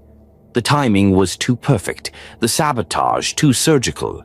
It wasn't the Black Legion, it was one of their own. Vandred, the Exalted's warband, which had remained in deep orbit, had not committed to the battle, and now Talos understood why. Vandred had waited for Talos to bleed, waited for the Black Legion to soften the defenses, so he could strike and claim Velamis for himself. The prophecy was unfolding. Talos had seen it before, corridors aflame, brothers dead, the Exalted descending with wings of shadow, claiming the crown of the Soul Hunter. But prophecy could be challenged. He turned to First Claw. "We have one more battle to fight." They prepared without hesitation. Talos sealed the fortress gates. All access to the outer walls was locked. The remaining Black Legion invaders were either dead or buried beneath the rubble of collapsed defense spires. The fortress was isolated now, and within that silence Vandred's betrayal began. His forces struck from within, having infiltrated through concealed warp teleport relays hidden in Velamis's ancient vaults. They came not as a screaming horde, but as whispers, ghosts of armor and claw, warp-mutated hybrids bred from the remnants of Curze's own assassins. The Exalted himself descended from the rafters of the inner sanctum during the second night of siege, cloaked in demonic energy, his form towering and malformed. His helm pulsed with runes, his voice split across Vox channels and dreams. "Brother," he crooned through static, "you see now? You wear the crown, but I am the throne." Talos answered in gunfire. The final confrontation shattered the reliquary chamber. Talos met Vandred in single combat before the crypt where the crown of the Eighth had been entombed. The Exalted was faster now, filled with unnatural strength. Talos was bleeding, armor fractured, lungs raw from smoke. But he had something Vandred did not: clarity. "You don't understand it, do you?" Talos hissed, parrying a warp-bladed talon. "The crown is not power, it's burden." Vandred lunged. Talos sidestepped, and with one brutal stroke he drove his blade through Vandred's chest. The Exalted screamed. It was not a death cry. It was rage, denial, a lifetime of rot collapsing beneath its own weight. The demon within howled as the blade severed host from parasite. With a detonation of violet fire, Vandred's form collapsed and silence fell. Talos stood over the ash. He did not gloat. He did not kneel. He turned to the crypt, unsealed it, and lifted the crown once more. This time he placed it upon the altar, not his head. He turned to Decimus, standing quiet among the ruins. "Not yet," Talos said, and then he walked away. First Claw followed. Their leader had bled for them, killed for them, and bared his soul in battle for the soul of their legion. Talos Valcoran had not just taken command. He had become the embodiment of the Eighth, not through fear, but through faith in the ashes. The stars above Tsagualza no longer wept. They hung still and cold, as if even the void had turned away from the memory of what had once happened here. The world was a grave, both literal and symbolic. It was on this desolate rock that the body of Conrad Curze, the Night Haunter, had been laid to rest, not in grandeur, not with mourning, but abandoned, unremembered, left behind after his death at the hands of an imperial assassin, discarded by the imperium and by most of his sons, all but one. Talos Valcoran had returned. He stood in silence at the threshold of a broken fortress. Stone towers collapsed inward, statues weathered to featureless shapes, banners shredded to fibrous strands by time and wind. The spires of Kurze's old stronghold jutted from the mountains like broken teeth. The place had been untouched for over a century, and yet, to Talos, it felt as if something still lingered. The echo of damnation hovered high in orbit, cloaked and silent. No warband accompanied him this time, only First Claw, only those who had followed him through blood and ash. Decimus walked among them now without question, armored in blue and black, his youth hardened by experience. Mercutian, ever watchful, carried only his narthecium and a bolt pistol. Zarl moved with his usual economy, while Tyrion for once had no quip. Even he felt the weight of this place. They descended into the crypts beneath the old keep, past rusted gates and shattered stairwells, deep into the catacombs where the Primarch had once preached sermons of terror and fate. Here, beneath the bones of the fortress, lay the sarcophagus, untouched, sealed beneath a slab of obsidian, etched with a single word in High Gothic and Nostraman both. Judged. Talos approached the tomb alone. The air was thick with the residue of old emotions. Grief, rage, something colder than either. Kurz was not a god. Talos had never believed that. He was a man, flawed, tormented, fractured by a power he never asked for. But he had been a visionary, a prophet who saw too much, who lived too long with the knowledge of how it all would end. And here he lay, forgotten by the galaxy he had tried to terrify into peace. Talos knelt before the sarcophagus. He did not speak in reverence. He did not ask for guidance. He simply whispered, "I've tried." The silence responded, not with words, but with memory. His mind pulsed, visions flashed again.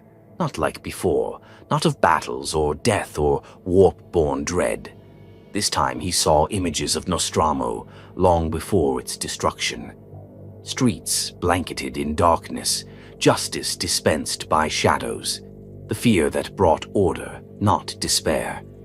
He remembered the feeling of purpose, back when the Eighth had believed in what they were, back when fear was a tool of salvation, not madness. Behind him, Sirion broke the silence. "You really think he'd care?" Talos didn't turn. I think he would laugh or mock me. Probably both. He never wanted to be worshipped. Sirion nodded. "Lucky for us, you're a terrible messiah." Talos stood slowly. "Even if he didn't care," he said, "I do." He turned to the others. "We didn't come here for a funeral. We came for a decision." They stood in a loose circle around the tomb. Brothers once shattered by betrayal and war, now held together by belief in something too fragile to name. Talos spoke. "I will not become a warlord. I will not bend knee to the warp, and I will not be a symbol for anyone who doesn't understand what this legion meant before it lost itself." Zarl crossed his arms. "Then what are we?" "We're still Night Lords," Talos said, but not what they think we are. We don't need planets. We don't need thrones. We need direction." He gestured to the sarcophagus. He made his choice. He knew it would end like this. He walked to his death because he believed judgment mattered more than power. So do I. Decimus stepped forward. "Then why come here?" Talos looked at him. "To leave him behind." The words hung in the cold crypt air. "We've carried his ghost long enough," Talos said. "The fear, the prophecy, the weight of what he saw. We are not just his legacy. We are what remains, and what we make of it next is ours alone." Sarian finally smiled, thin and sharp. "You're saying we stop chasing ghosts?" "I'm saying we stop living in the tomb," Talos replied. He placed a black iron sigil, a small winged skull, broken in half, upon the sarcophagus lid. It was not an offering. It was a mark, a warning to all who would come after. Here lies the man who saw the future and tried to shape it with fear. He failed. Now others would try another way. They returned to the surface. Outside, the wind had picked up. The skies above Tsagualsa had turned a bruised shade of violet. Storms brewed in the upper atmosphere, harmless but turbulent. The mountains below were silent, bare, lifeless. Talos gazed at the horizon. "There are still enemies out there," he said. "Still wrongs that need reckoning. We will strike again, but not for Kurz." "For what then?" asked Mercutian. Talos turned. "For ourselves." Back aboard the Echo of Damnation, he stood before the hololith table in the Strategium. Star maps flickered into being, routes of abandoned outposts, heretical cult enclaves, rogue planetary governors, traitor marine strongholds.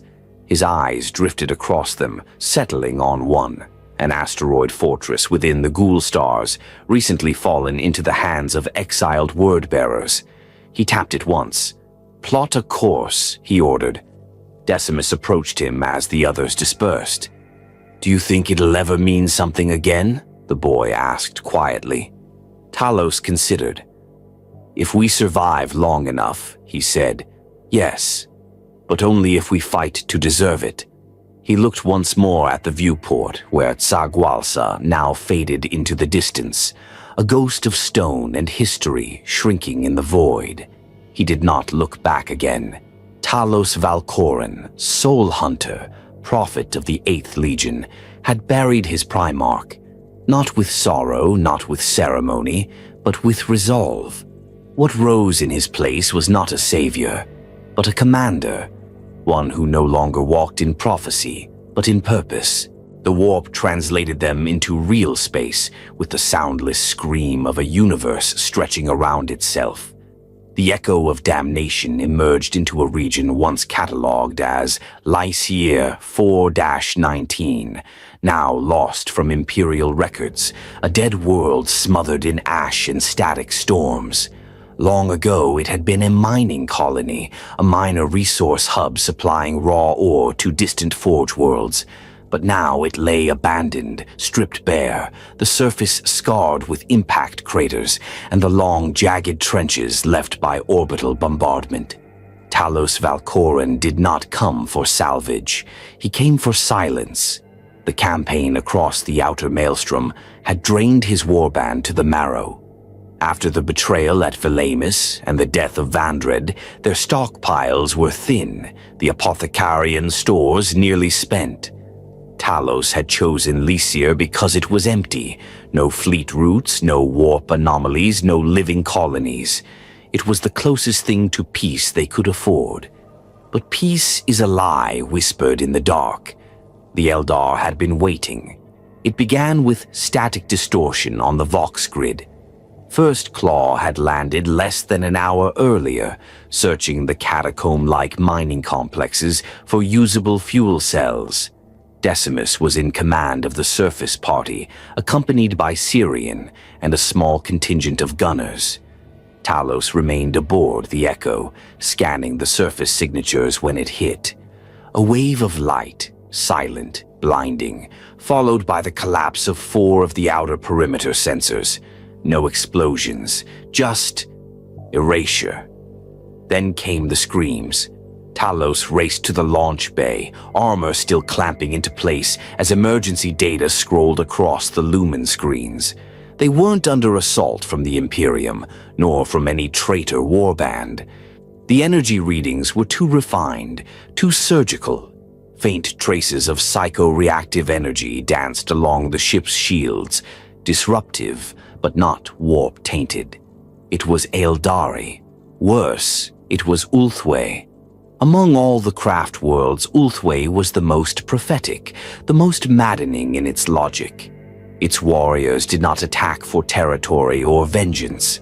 They struck to sever timelines, to cull futures they believed too dangerous to allow. And Talos knew, the moment he heard the name broadcast from one of the shattered perimeter teams, exactly what they had come for. They were here for him. The Eldar did not fear what Talos was. They feared what he might become. The assault began without form. No ships, no bombards, no formal engagement. They simply appeared. Sleek figures draped in black and bone, gliding through impossible angles of light, phasing between shadows with anti-gravitic grace. Warlocks, farseers, and aspect warriors of the direst breed, blades of probability cutting into flesh and steel with chilling precision. Syrian's squad was the first to engage, caught in the open among the trenches. The Vox feed crackled as he relayed coordinates, his voice laced with fury even as it bled. "We've got shadows on ghosts down here, Captain. These bastards don't leave tracks, don't take hits, and they're targeting Decimus." Talos said nothing. He was already on the shuttle. The gunship roared through the atmosphere, engines trailing contrails through ash storms. Lightning danced across the cracked skyline as the surface rose into view. A ruined graveyard of steel towers and broken cranes, now a battlefield. Talos saw movement, fluid shapes sprinting through debris like dancers, cutting through Night Lords as if guided by the hand of fate itself. He leapt before the shuttle landed. The impact shook the earth. His chains ward ignited, screaming through the first Eldar to rush him, a howling banshee who blurred her form with a psychic shriek. Talos moved like judgment-made flesh, tearing through the kill zone with a surgeon's hate, carving a path toward the last known signal from Decimus. He found him pinned behind a collapsed wall, fending off 2 warp spiders that flickered in and out of existence, teleporting across angles even Astartes' reflexes struggled to track. Decimus fought with grit, parrying with his short blade, compensating for their speed with deliberate counterstrikes. Talos dove into the fray, killing both in seconds. And then the storm deepened. A Farseer appeared. Not teleporting, not hiding, but walking through fire, her staff humming with psychic resonance, her eyes glowing with terrible understanding. She did not speak. She merely raised her hand, and Talos felt reality bend. The vision struck like a hammer, not just a glimpse, an immersion. The battlefield vanished. He stood in a future not yet written, aboard the Echo, its halls flooded with corpses. Decimus lay dead in his arms, armor broken, his eyes wide in betrayal. The crown of the Soul Hunter sat beside him, cracked in half. He screamed and the vision shattered. Talos collapsed to one knee, blood leaking from his nose. The Farseer advanced, but before she could strike, a plasma round caught her shoulder. Zorl, precise and silent, arriving with Mercutian and the second squad. The warlocks surged forward to protect their prophet, but the trap had been sprung. First, Claw fought with brutal efficiency. No theatrics, no waste. They knew the stakes. This was not about territory. This was a culling. And so they did what they did best. They hunted. Syrian led a flank assault, herding the aspect warriors into narrow kill zones. Mercutian used a harvested warp pulse from a fallen warlock to overload the Eldar's psychic interference. Zarl engaged in melee with an Eldar Exarch, their dual sharp and short, ending with the alien's blade shattered beneath a boot of ceramite. The Farseer vanished in a storm of witchlight. The rest followed. Just as quickly as they had come, the Ulthwé war host faded into mist, retreating through paths unseen, vanishing from augur arrays as if they had never existed. Talos stood amidst the dead. Half his scouting teams were gone. The ruins were littered with the bodies of Astartes and Eldar alike. He turned to Decimus, who stood pale but unshaken. "They came for you," Decimus said. Talos shook his head. "Number, they came for what I haven't done yet."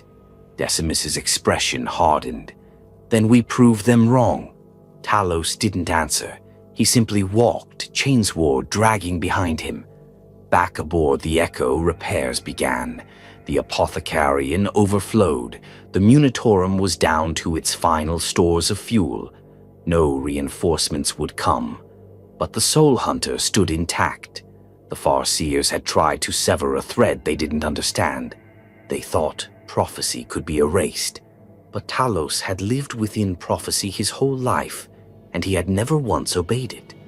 In the silence of his chambers, he cleaned his blade, and then he stared at the star map again, at the next world. This time it would not be him who waited in ambush. It would be the galaxy, and it would learn that death did not frighten the 8th Legion. It only refined them. The stars above the Anathrax expanse flickered with false calm. Between their shimmered silence, a shape drifted, angular, alien, serene in its lethality. It was not a warship in the imperial sense. It had no obvious weapons. It did not broadcast intent, and yet its very presence spoke of death perfected. It was a shrine ship, Craftworld Ibrasil, and aboard it came a god of war. Talos Valcoran knew none of this when he arrived in the sector.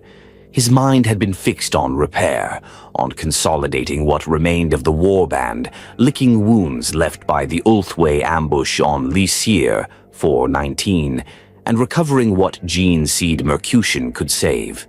The Echo of Damnation had begun to shudder during warp transit, aging, wounded, creaking with the strain of too many decades unsupported. But worse than wear and fuel loss was the constant pressure of the galaxy, refusing to let the Night Lords vanish. Talos had grown used to imperial interference, inquisitorial shadow play, even the silent judgments of Xenos seers. But when the first attack came from beyond the hull, from something faster than thought, something silent and precise, he knew they had drawn the attention of a very different predator. It began in the Medicaid decks. A silent alarm, a flickering data spike, then a scream. By the time Talos arrived, a full half of Deck 8 had been sealed under emergency bulkheads. The remaining crew were either dead or out of their minds, cut down by monomolecular blades that had sliced through armor as if it were silk. Mercutian was pinned beneath collapsed plasteel, whispering a word Talos had never heard him say: Phoenix. It echoed in his mind like thunder. The Phoenix Lords were myth made flesh among the Eldar, immortal warriors who carried not just weapons, but entire legacies of war. They were avatars of vengeance, archons of technique beyond any mortal's comprehension. And now, one of them had come, the Void Stalker, Aura, progenitor of the striking scorpions, lost to legend, fallen into darkness, and remade by hatred. Some said he had been consumed by the warp. Others said he had become something worse, a godless executioner who slaughtered both Craftworlder and Comorite alike. And now, for reasons unfathomable, he was aboard Talos's ship. The warband scrambled. Zarl led the resecuring of the lower decks. Zirian coordinated from the command dais. Decimus, no longer a child, took a squad of hardened initiates to reinforce the central power core. But Talos knew none of it would matter unless he confronted the thing himself. He stalked into the bowels of the ship, armor scraping metal, blade humming with quiet anticipation. He didn't need a locator. The Void Stalker left a path. Bodies. Not torn or blasted, but opened, surgically, elegantly. Every strike meant to show precision. Every death, a signature. Talos followed the trail down through the undercore, past the ruptured cryovaults and the half-lit memory chambers that stored fragments of Legion archives. Here, in this place of history, the hunter waited. And Talos, cursed prophet of Nostromo, met him. The Phoenix Lord stood cloaked in shadow, his armor blacker than the void, etched with green veins of light, his helm a scowling visage of death and silence. Twin blades curved behind him, shaped like mantis talons, held loose, unthreatening, but deadly, all the same.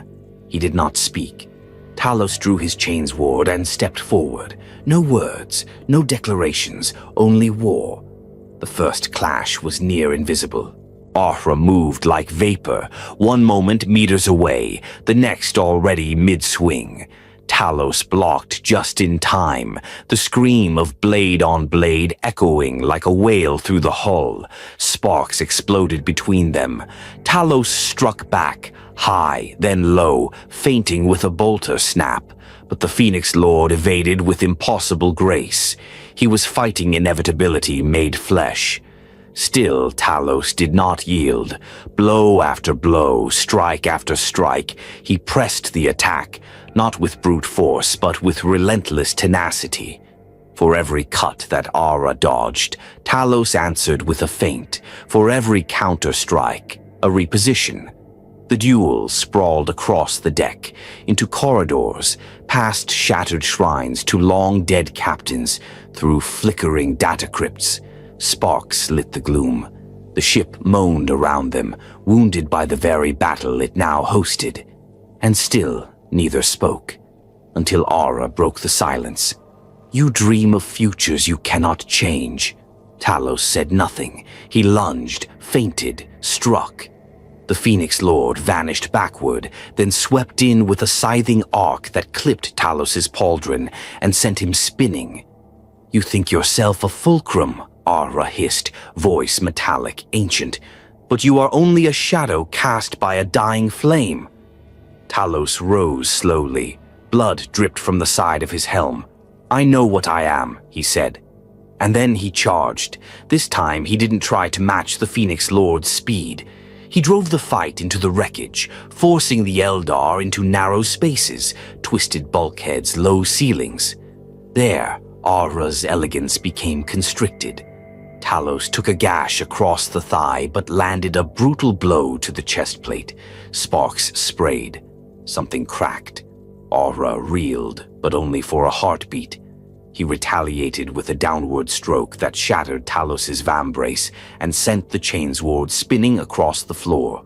Disarmed, Talos stood still. The Phoenix Lord paused. Just a breath, then stepped forward to finish it. But Talos wasn't done. From beneath his cloak, he drew a relic blade, simple, old, forged on Nostromo in the years before the heresy. It bore no name, it had no glow, but it had history, and more importantly, it had reach. He stepped in, not backward, and drove the blade up under the Scorpion's guard. A crunch. The Phoenix Lord staggered, impaled through his shoulder. Not a kill, but enough. Ahra hissed, not in pain, but in frustration. Then he vanished. No teleport, no light. One moment there, the next gone, leaving only air where death had stood. Talos collapsed against the bulkhead, his breath rasped through his broken helm. Zarl found him 10 minutes later, dragging a cauterized arm and soaked in blood. "You win?" the veteran asked. "No one wins against a ghost," Talos replied. "Then what was it?" "A warning." They returned to the Strategium. Decimus stood at the hololith table, coordinating damage control. He looked to Talos, armor chipped, eye bloodied, but still standing. You lived, the boy said.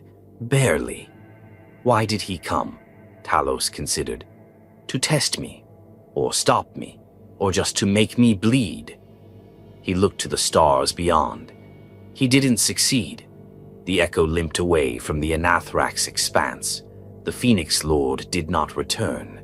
But Talos knew this wasn't the last time fate would send a god to kill a man.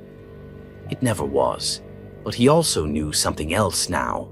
They feared him, not because he was the strongest, not because he was chosen, but because he endured. And one day that endurance would reshape everything. The stars of the Mornax Reach burned red with war, not from battle, not yet, but from fire-kindled omens, runes carved in plasma across the void by unseen hands, ships disappearing from the edge of sensor range, Vox signals intercepted and found to be screaming in languages no human throat could speak. The system was dying before a single shot had been fired, and Talos Valcoran had come to end it. The target was a forge spire, a hybrid construction of Heratech and ancient imperial design, built into the orbiting carcass of a broken moon known as Suln Tarak, deep in the Reach. It had once been a production center for autonomous labor servitors and environmental recovery drones, useful in the years following the Horus Heresy, when the Imperium still clung to the idea of rebuilding. But those days were long past. Now it served a different master. The word-bearers had arrived first, not the vaunted dark apostles or demon-bound zealots of the old days, but a new splinter cult. Cold, precise, silent in worship. They didn't scream. They recited litanies in whispers, and they had turned the forge into a crucible for a weapon not seen since the heresy. The resurrection of a demon-engine forge core, a machine soul born of cogitator logic and possessed by a bound warp entity. A mindless thing. Not a demon, not a machine. Just hatred made into fire and steel. Talos had seen the signs in his dreams, flashes of fire rippling across dead worlds, lightning bolts blackened and forgotten, Decimus impaled upon rusted iron, speaking his last breath in Nostraman. It ended here, and it ended with him. The echo of damnation entered orbit beneath heavy fire. Orbital defense cannons, once designed to clear asteroid fields, now turned on the Night Lord's battered cruiser.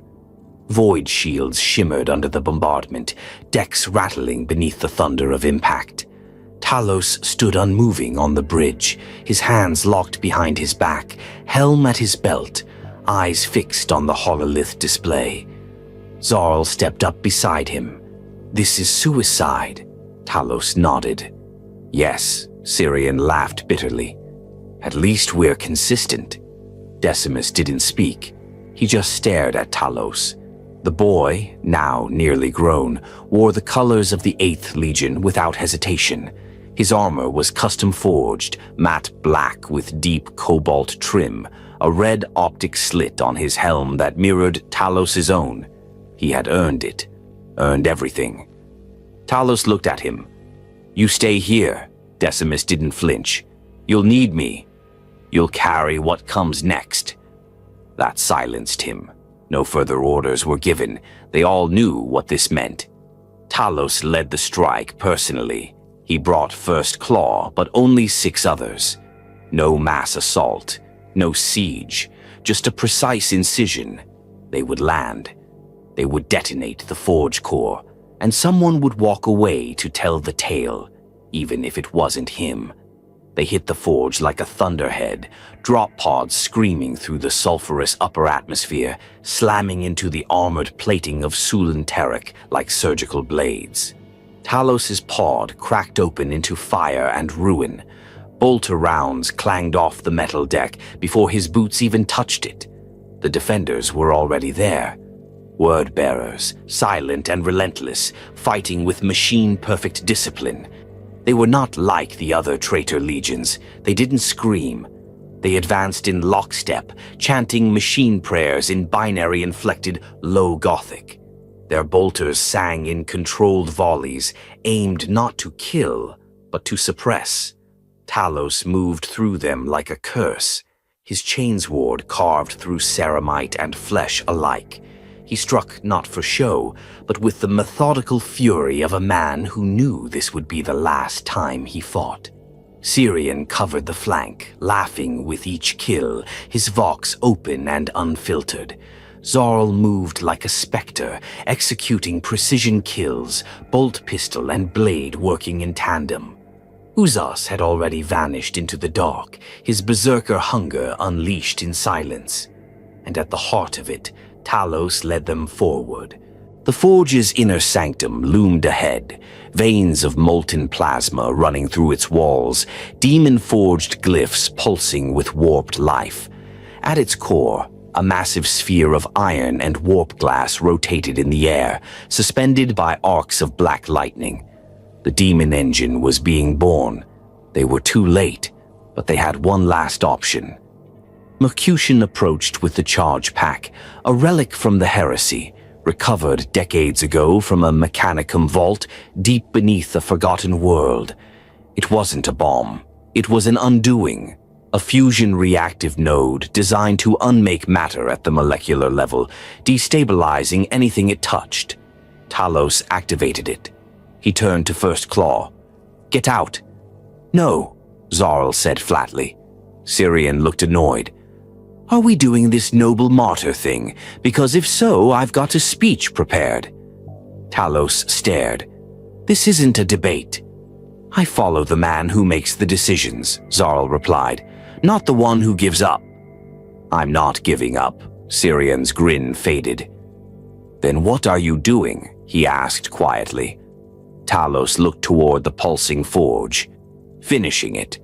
And then he handed Syrian the data seal, the last encoded record of their travels, every intercepted transmission, every psychic vision, every prophecy, including one he'd never told them. The face of Decimus as an adult, wearing the crown, standing not as a killer but as a commander. And behind him, warriors in lightning black, marching as one. Talos saw it. He saw the future he would never live to witness, and he accepted it. He locked the command protocol. No override. Syrian said nothing. He simply stepped back. Zarl hesitated. For the first time in years, something flickered behind the coldness in his eyes. "Don't waste it," he said. Then he turned and walked away. Talos was alone. He approached the forge core. The heat blistered his armor.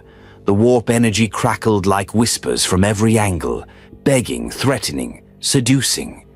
The demon within had no form yet, no name. It was thought and hatred, ready to be born into the world. Talos reached out and placed the charge. It began to hum. He dropped to his knees as the feedback hit him, every nerve igniting in white-hot pain, every past vision slamming through his skull in rapid-fire succession. He saw Curze dying in silence. He saw Nostromo burning beneath the fire of orbital cannons. He saw Decimus, bloodied, raising a banner that bore no god's name. And then he saw nothing, only dark. The forge core detonated in a sphere of pure unraveling, lightless, soundless, instant. The sanctum folded in on itself, taking the demon's soul, the structure, and everything within.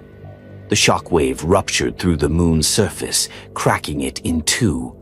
From orbit, the echo of damnation burned its engines and fled. No pursuit followed, only silence. Later, aboard the ship, Decimus stood in Talos's quarters, staring at the empty armor rack, the data seal still in his hands, the crown still untouched on the altar. Zarl entered behind him. "He bought us time," the boy said. Zarl said nothing. "He saw something," Decimus continued. "In the forge, in the fire. Do you think he saw the future?" Zarl finally answered. "Number, he saw the choice. And that was enough." Talos Valcoran, the soul hunter, did not die screaming. He died knowing the prophecy had been fulfilled, not in power, not in salvation, but in the hope that something better could rise from his ashes. Not a legend, a legacy. The corridors of the Echo of Damnation had never been quiet. Even before the death of Talos Valcoran, they had hummed with the constant drone of servitors, the clanking tread of power-armored boots, the low growl of ancient reactors keeping the ship alive through the slow attrition of the long war. But now the silence was different. It wasn't the stillness of rest, it was the weight of absence. Talos was gone, and yet in every bulkhead, in every flickering lumen strip and oil-stained mural, his presence lingered. He had not ruled through fear. He had never claimed dominion through demonic pacts or feigned messiahhood. But he had led through vision, through conviction, through sacrifice. And in his absence, First Claw had not splintered. They had sharpened. Now the warband turned inward, not to mourn, but to preserve. Because Talos had given them a final purpose, not vengeance, not conquest, continuation. The 8th Legion had always known decay, but through Talos they had begun to believe in survival. And now that survival had to be earned the only way Astartes knew how, through blood. It began in the Apothecarian. Deep in the medica decks of the Echo, Mercutian labored beneath blinking diagnostic screens, surrounded by gene seed canisters, salvaged from decades of battlefields. Night Lords who had died without honor, without command, but not without usefulness. Each capsule was a story, a brother, a lineage dating back to Nostromo. Some bore the psychic scars of warp interference. Others had decayed into unusable sludge, but a few, just a few, pulsed with dormant life. The apothecary stood in silence, regarding them. He had served under 3 commanders in his life. Talos had been the only one he respected. Now he carried out his final order. Decimus stood before the armor stand that once held Talos's warplate. It remained untouched, scarred, broken, still caked in the dust of Suln Terek. The breastplate had been sheared through in multiple places. The helm was cracked along the brow. It had been recovered during the Forge Core's implosion, flung outward in the split second before the annihilation event consumed the moon. There was nothing left of Talos inside, and yet Decimus felt like the man was still watching him. He didn't speak, not to the others, not even to Syrian or Zal. Instead, he listened to Mercutian's quiet reports, to the whispered chatter of initiates, to the sound of ritual, a quiet rite that had begun to take shape in the days since Talos's death. It was not religion, it was purpose. Mercutian approached, holding a sealed stasis capsule. "We've catalogued the viable gene seed," he said. 6 usable strains. 2 from the original Legion, 4 newer. Decimus looked at it. "It's not enough." "It never is," the apothecary replied. "But it's a beginning." Decimus took the capsule in his armored hands. It was warm, humming faintly, a reminder of what they still were. "You're thinking about implantation," Mercutian said, reading his silence. Decimus nodded. "The Legion dies without it," he said. "It also risks corruption. Then we teach them better." Mercutian gave a faint smile. That sounds like something he would have said. Decimus didn't respond. He turned and left. The first recruits weren't slaves. They weren't prisoners or warp-scavenged wretches pulled from fallen cities. They were chosen. Among the void-born deck crews of the Echo, among the Legion's mortal auxiliaries, those who had survived decade after decade under Night Lord rule, there were some who had fought back-to-back with the Astartes, who had picked up bolters in desperation, who had killed and bled and endured.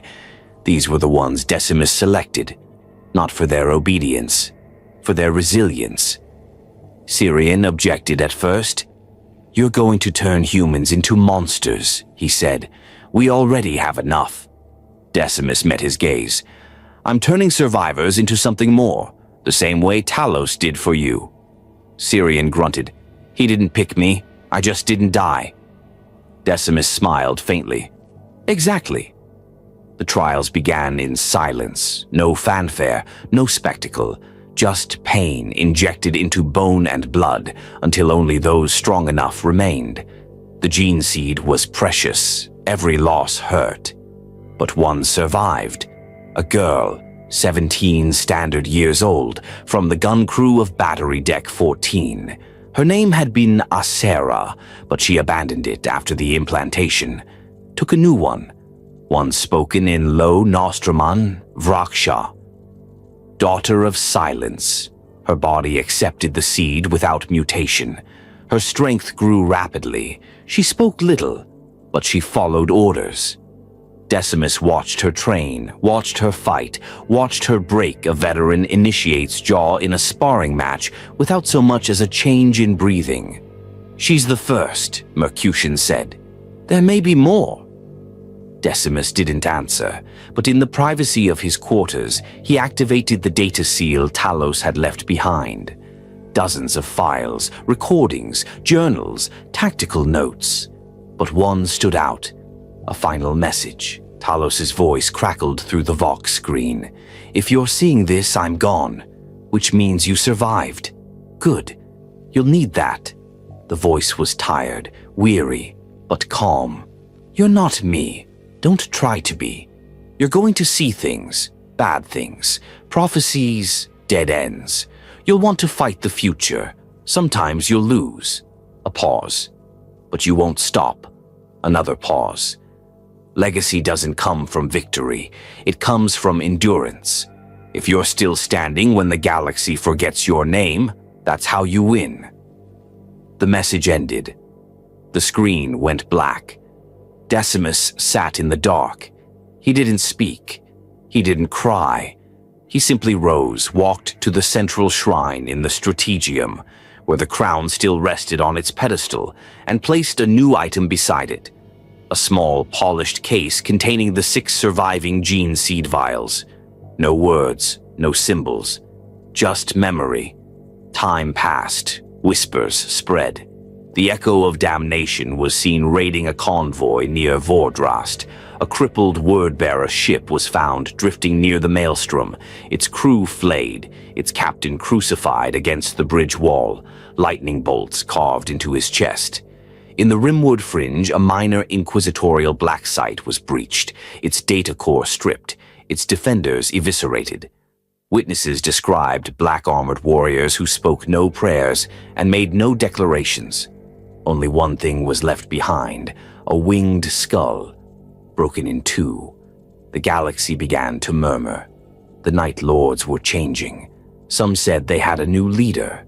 Others claimed they were dying quietly. But one thing was certain. Where the Soul Hunter had ended, something else had begun. Not a crusade, not a resurrection, but a legacy born of ash, sharpened by loss and carried forward in silence. Talos Valcoran was dead, but his fire still burned. In December, in Vraksha, in the bloodline he had saved, not through gods, not through prophecy, but through choice. And that fire would not fade. In the cold silence of the outer void, the echo of damnation drifted like a leviathan in hibernation. It did not blaze a warpath through the stars as it once had. It stalked, silent, watching, waiting. But those who monitored the sector began to whisper again. Ships vanished in the dead zones between stars. Convoys rerouted for no stated reason. Isolated research stations reported signs of black armored giants on their sensors, only for their final logs to dissolve into static and blood. The Night Lords had returned, but this was no resurrection of the old Legion. This was something else, sharper, colder, more deliberate. There were no Vox broadcasts, no theatrical cruelty for its own sake, no skin flayed for fear alone. Where once their terror had been chaos, now it had purpose. At the center of it stood Decimus Valcoran. He had not taken the title of captain. He refused commander. No one dared call him Soul Hunter. That name still belonged to Talos. But the warband followed Decimus regardless, not for what he claimed to be, but for what he represented, a continuation. The only word they used for him was one the mortal crew had coined in Lo Nostraman, Karvek, he who inherits shadow. It was not a name of glory. It was a name of weight. He bore it without ceremony. He had grown taller, broad-shouldered now, his black and cobalt armor hand-forged in the forges of Velamis, newly inscribed with a single line beneath the left breastplate, "We do not kneel." His helm bore no iconography, just the blood-red slit for his eyes. But it was his voice that marked the greatest change. Decimus no longer hesitated when he spoke. His orders were crisp, minimal. But when he addressed the Legion, as he did now, gathered beneath the fractured strategium dome of the Echo, there was something in his tone that brought even the jaded veterans of First Claw to stillness. "We have been silent," he said, "for too long." His voice echoed off rusted adamantium walls. The stars outside flickered dimly. "The galaxy thinks we are ghosts, that Talos died and took our soul with him." He let the words settle. "They're right." A murmur rippled through the room. "He died," Decimus said again, "and with him went the last of what we were." He looked across the gathered faces, Syrian, Mercutian, Zarl, the newly ascended Vraksha, and dozens of warband survivors. But not what we could become. He gestured to the hololithic star map behind him. It displayed a region of the Segmentum Obscurus, dotted with minor forge worlds, research moons, and a black sigil pulsing near the center. "Xantar 4, he said, "a former Imperial data vault, seized 20 years ago by a word-bearer cult known as the Divinitarii Sorrow." Syrian sneered. "Cultists playing with letters and corpses." "They've uncovered something," Decimus continued, "recovered pre-heresy gene data from our Legion, back before the war, before the fall. Records of the 8th Legion's original psycho-conditioning, recruitment doctrines, even command chains from Nostramo's orbital induction facilities." Zarl shifted. "You think they mean to build?" Decimus nodded once. "They think they can forge their version of us." No one laughed. It wasn't funny. "What do we do?" Vraksha asked, her voice soft and brutal. Decimus looked at her. "We remind them who owns the past." The attack on Xantar 4 was not loud. It was surgical. Decimus split the warband into 3 squads, descending under cover of asteroid interference, silent engines masked by localized void storms. He did not seek to destroy the fortress from orbit. That would be too easy, and too impermanent. They were here to unmake the lie at its roots. Syrian led the infiltration team through the reactor stacks, carving a path through maddened servo guards with quiet glee. Zarl took the southern breach, flooding the cult barracks with nerve gas harvested from a dead Mechanicus station. Vraksha moved with Mercutian, deploying the youngest of the aspirants, those who had survived initial augmentation but had yet to kill for the Legion. They would earn their place in blood. Decimus himself descended through the central spire. His advance was unbroken. The cultists weren't prepared for a true Night Lord assault. They had spent too long fighting PDF remnants, broken guard regiments, or Heertechs who worshipped at shrines built from rotting cogitator husks. They had forgotten fear. He reminded them. The first chamber was a gallery of preserved corpses, Astartes in mockery, arranged like statues, armor painted in false lightning, a pantomime of the 8th Legion's image. Their Primarch was depicted with wings of bronze and eyes of fire, a lie in iron. Decimus burned it. He didn't waste ammunition. He ignited the fuel lines, watched the flames consume the heresy, then walked onward through the smoke. He reached the inner vault an hour later. Inside, 3 dark priests of the Divinitary Sorrow standing around a stasis field. Within it, gene seed, pure, unused, bearing the double helix of the Night Lords, pre-fall, recovered from a sealed Mechanicum repository on Sotha. The priests turned to face him, confident in their protections. One stepped forward, clad in crimson robes laced with Vox circuitry. "You are too late," the priest said. "Your blood has been purified, made worthy." Decimus said nothing. The priest extended his hand.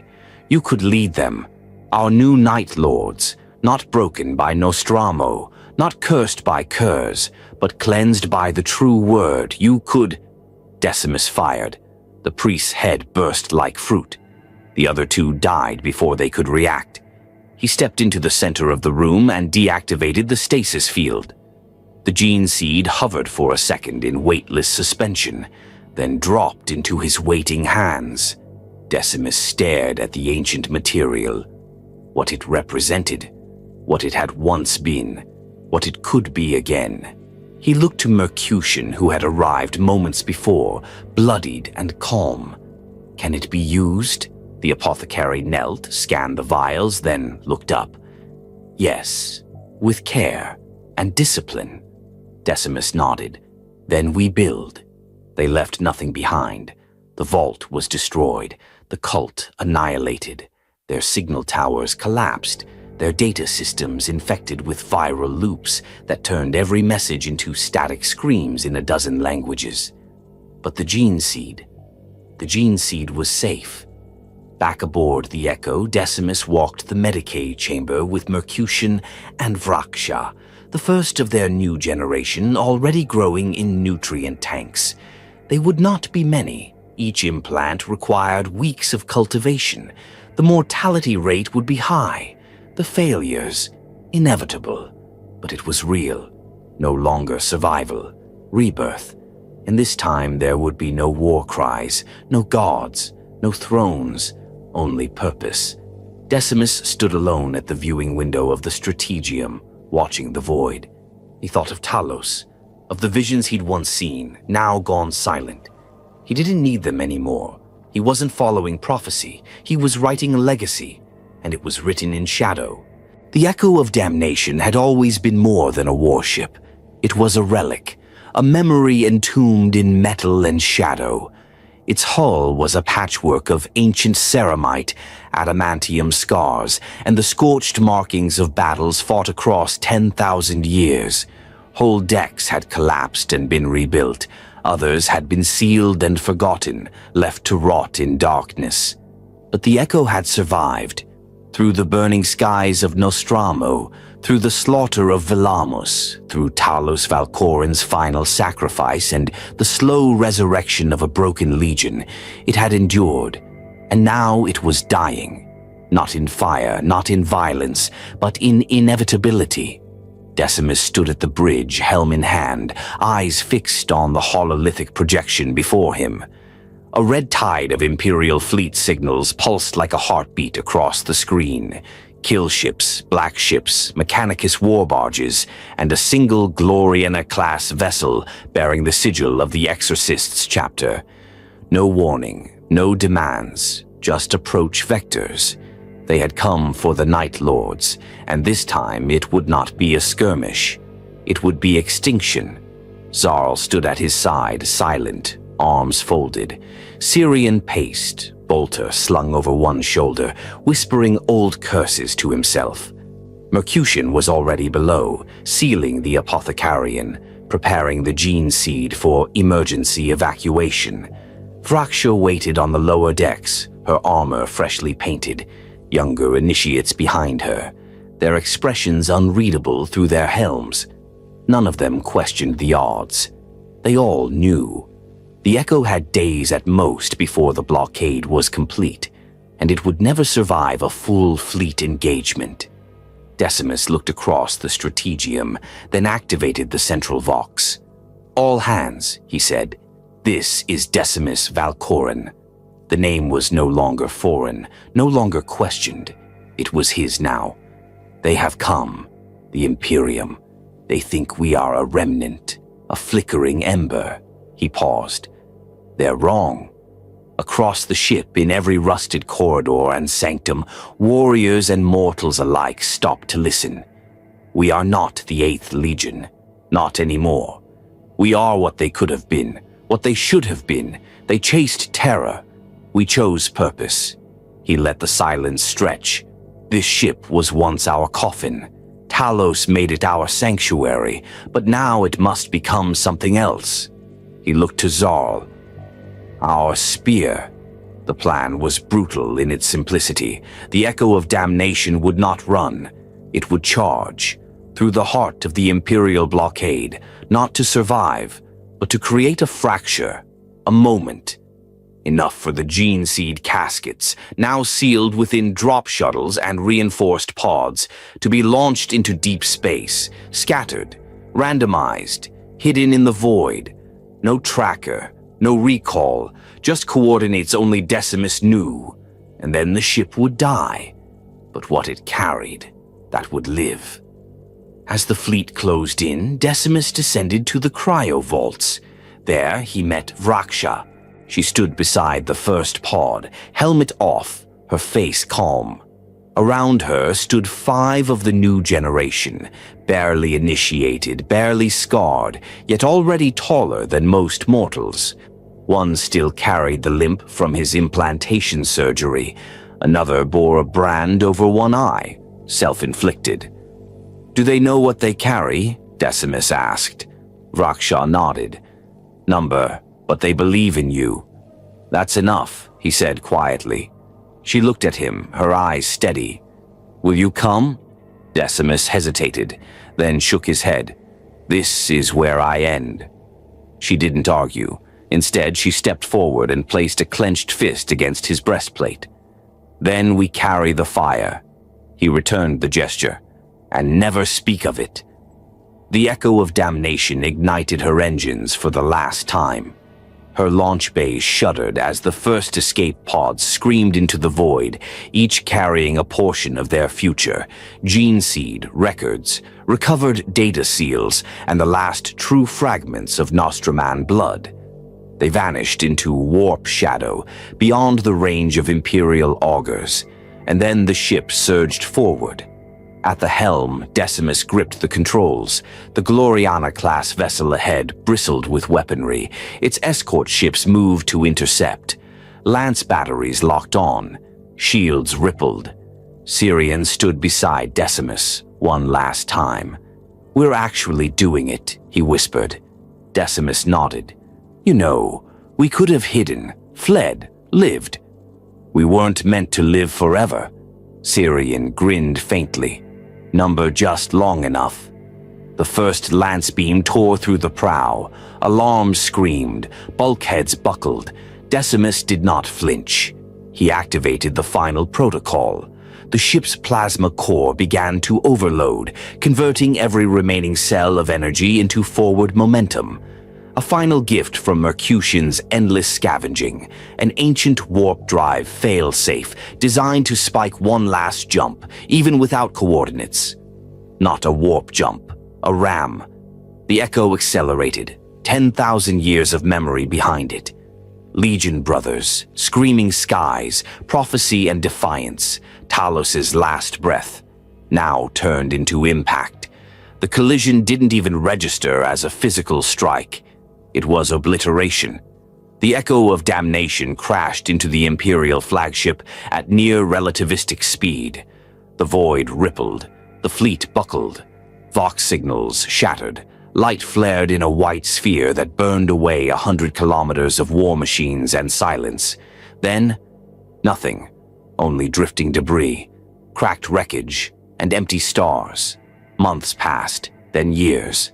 The echo was listed as destroyed. The Imperium catalogued the engagement as a routine purge. The Night Lords were declared extinct. No further sightings, no captured data, no signal from the gene seed pods, no trace of Talos Valcoran. But somewhere, far from charts and patrols, on a dead moon without a name, a sealed pod cracked open. A figure stepped into the ash, armor black, eyes red, lightning scarring the pauldrons, and behind him others followed. Not warriors of the old legion, not broken sons of curs, but a new breed, born from darkness, refined in silence, raised by legacy. And somewhere in the cracked Vox records they carried, a voice whispered, "Legacy doesn't come from victory. It comes from endurance. If you're still standing when the galaxy forgets your name, that's how you win." The Night Lords were dead, but their echo had just begun.